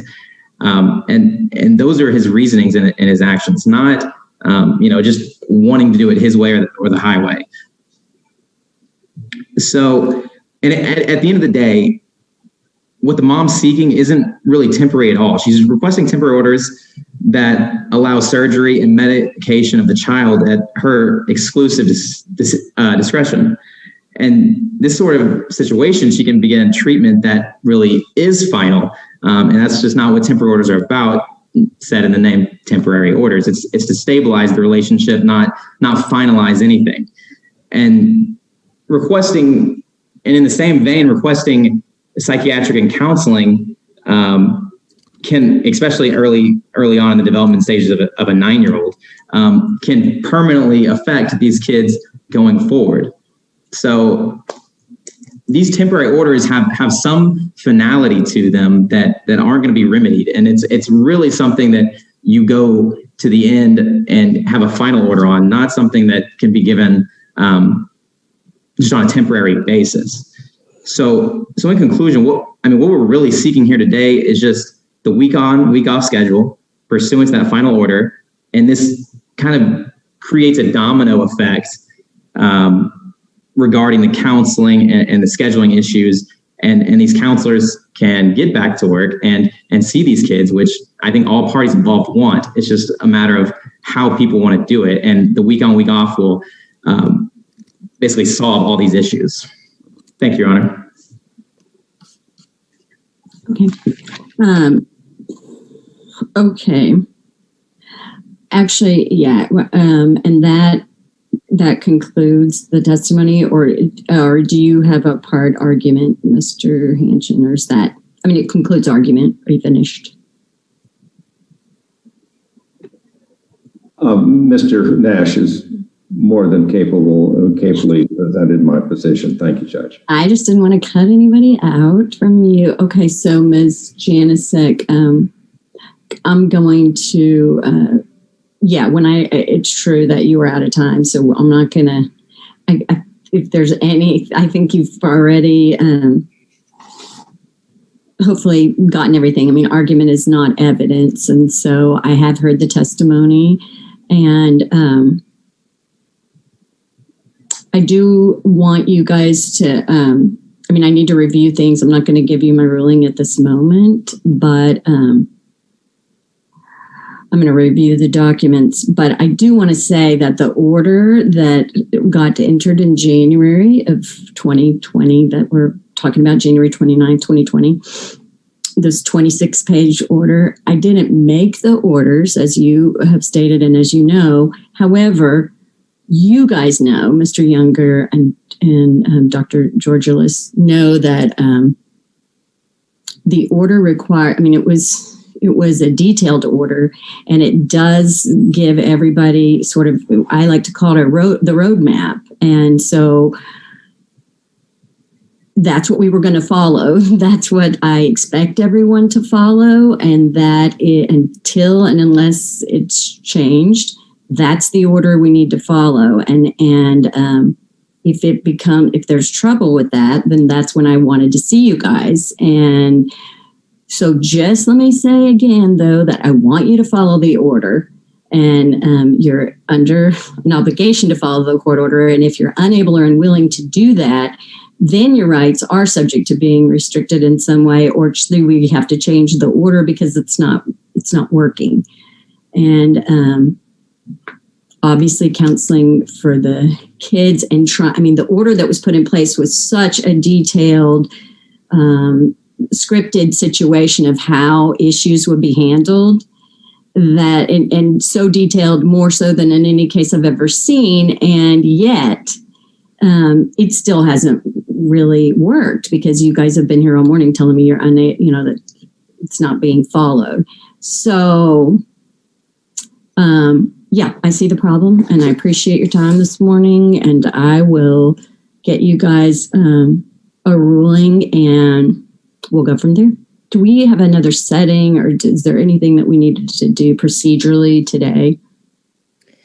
No, Yara, we don't have any other settings. I think we had asked in our requested relief for like a report back, but I mean, I think that's something you get to decide. So, but there's no other hearing set in this case right now. Okay. What were you going to say? Our spoliation motion, and just depending on I think the evidence established, just the examination of the mom, we'll either withdraw it or go forward on it. You mean you'll either set it or? Well, it's set for today. I'm just saying. You want to hear it? Until I hear the testimony of the mother, I don't know how. I think it has merit, but if she testifies to something else, then it might be different, because it's impossible to know if she spoilated evidence from the kid's phone. Do you want to call? But did you want to call her right now on that? Yes, Your Honor. Yes. Oh. I just want to hear the motion. Oh, when you said at the tail, yeah, I was unclear that that's what you wanted. Okay. Well, that starts all over. But you just need. Is that a motion that we have to do today, or can we do it? I think we can do it in 10 minutes.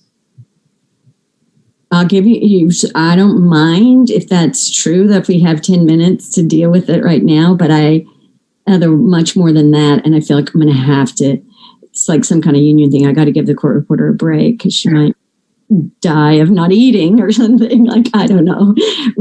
So if we can do it for that, if you really think so, then if you guys are okay with it, I think we should do it. We can do it while we're all here. That's fine. Okay. I'll call Ann Georgialis. And if anyone needs a snack, you can just nibble right here, because I don't want any fainting. Okay, so feel free to do what you got to do to keep your strength up. You do, Mr. Hanchen. Okay. So, Dr. Georgialis, do you talk to your son every day? No. How often would you say you talk to them a week? Well, it depends on who has possession, but I would say that about 2/3 of the time that it's dad's parenting time, that I will talk to them on those days. And I'm sorry, I don't mean talk. I meant electronic means. Oh, no. When they're at my house, there's occasional text back and forth. When they're at dad's house, I normally do text them every day. Okay. And then are there ever long breaks of when you don't text them? Yes, because they're at my house. Okay. And have you ever deleted any text messages off of James or Luna's phone? No. Have you ever deleted text messages to him off of your phone? No.